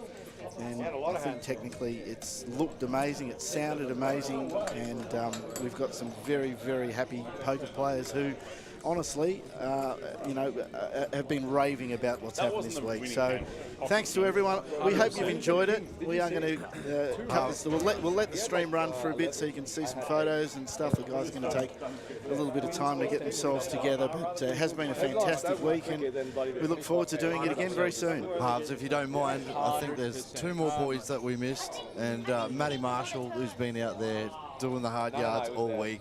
Craig, who's been doing the tracking. The team's absolutely phenomenal, and I'm super proud of it, mate. I truly am. It's been good, and of course yourself. Yeah, not me so much, but I did speak to Craig outside. He reckons he's done 102 hours this week, tracking all the cameras, so it's well been worth it. So again, we hope you've enjoyed it. We'll let the stream run for just a little bit so you can see the celebrations. Very, very happy winner, and so he should be. We'll jump off the mics and we'll go to the full stream and go for a drink. There's a champion. Thanks, Josh. You're very welcome, my man. Very welcome. Kick him out. Oh, look at him. He's fucking at it. He's fucking at it. He's the one wants to get out of here, not us. yeah, all week. From day one, he's like, get rid of these. They're like, sleep here. Mate, this is my bed. Wow. Under the table. Pretty nice, actually. It's pretty big bed. It's pretty big bed, to be honest. You keep that a bit. See the blanket, you're pretty set. Actually, a pretty hot bed, right? What are you going to do with 150k? If only, Buy a really nice bracelet. Yeah. If only. That's alright. So how, are you going to give me a piece of the bracelet? Or something? Yeah, you get I'll cut some off. I just want one diamond out of it. Yeah. Just ruin it. Pluck one out. yeah. First raise at 25. Thank you. Smurf. Hold on. I think it's worth it. Take that down to Retro. I'm happy. Don't want to do you, but I'm happy. Fantastic. That's just the one that's out there, right? 25, mate. You're going to have to cut it in half. Keep it, but I get the out the way. Beautiful. Thank you. New Tinder photo, dude. New Tinder, baby. Hey, you got to shave your beard now. Oh yeah, I do. A little bit. Wait, that's a beard? That's the best you can do. I remember when I was 12. I actually had to start shaving my before I attended high school. I was told I had to shave. I had a full face of lump ups. I'm not even kidding. For high school. This is like when you told me you were 96. Okay, sure. Okay. My hair's a bit of a mess, otherwise I'd take it off. Must be nice to win a tournament. It's so sick, eh? It's honestly getting unfair. All the young kids keep winning tournaments. When does ours end? Time to retire. He's a veteran. For the I'm an group, old yeah, can we kid. get the group photo? So we're going to do a normal, just standard not one, and then we'll do a fun one. Okay, cool. With the group? Yeah. Can I get some people? Yeah, get the rail in. Hey, Krilly! Hurry your ass. Liam, if you've got a quick Just come second. in this same side, darling. Pause the clock. Honey, come in here this same side. You like this side, me. Left side, left side. No, this side. Come on. Because it's a lucky side. So I like the light on this side. Uncle Smackers. Okay, I'm I in. just see.